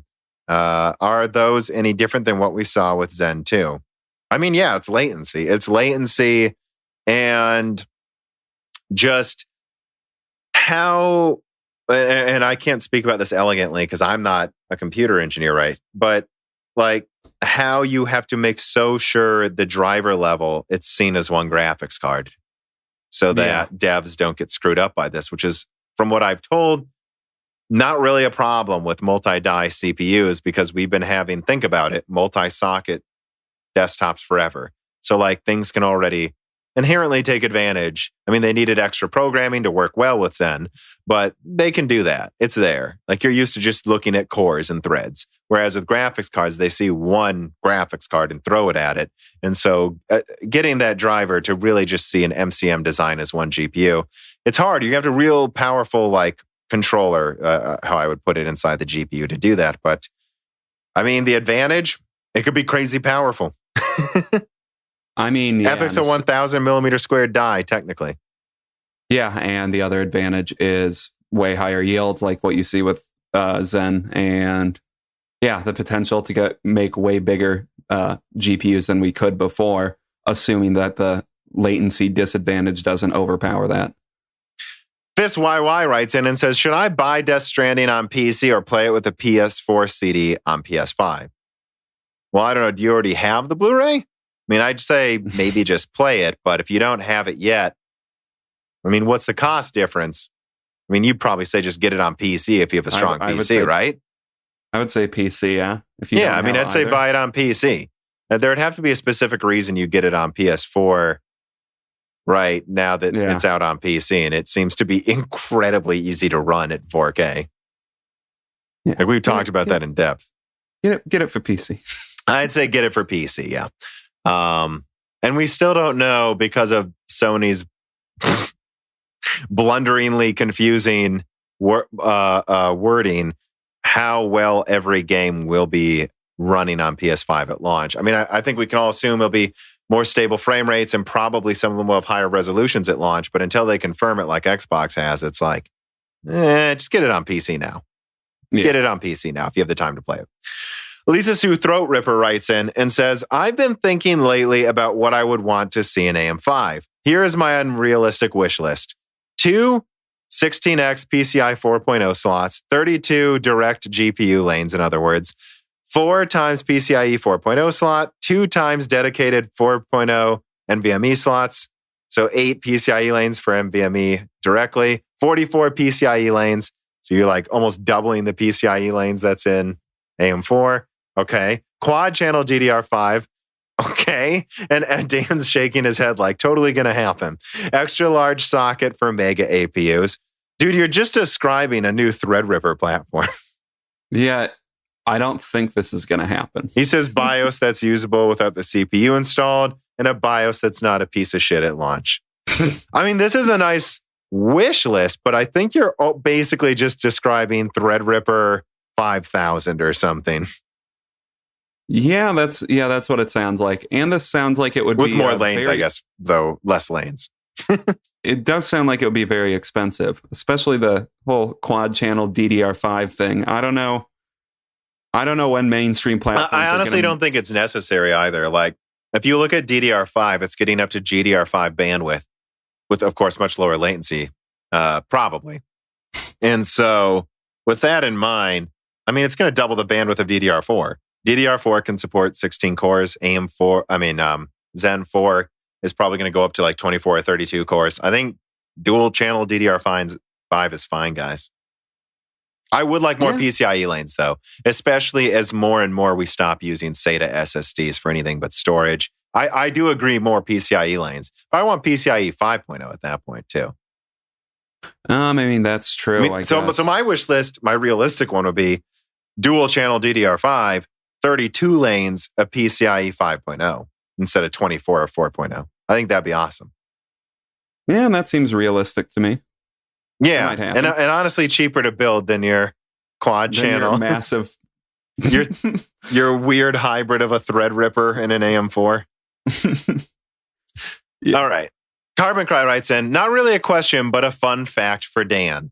I found out that when FPGAs are programmed, because the compilers don't give much feedback and it takes 12 hours to compile an FPGA app, they do several compiles of the same source code at once, just with different seeds. Seed determines a lot of the floor plan that the program will impose on the FPGA.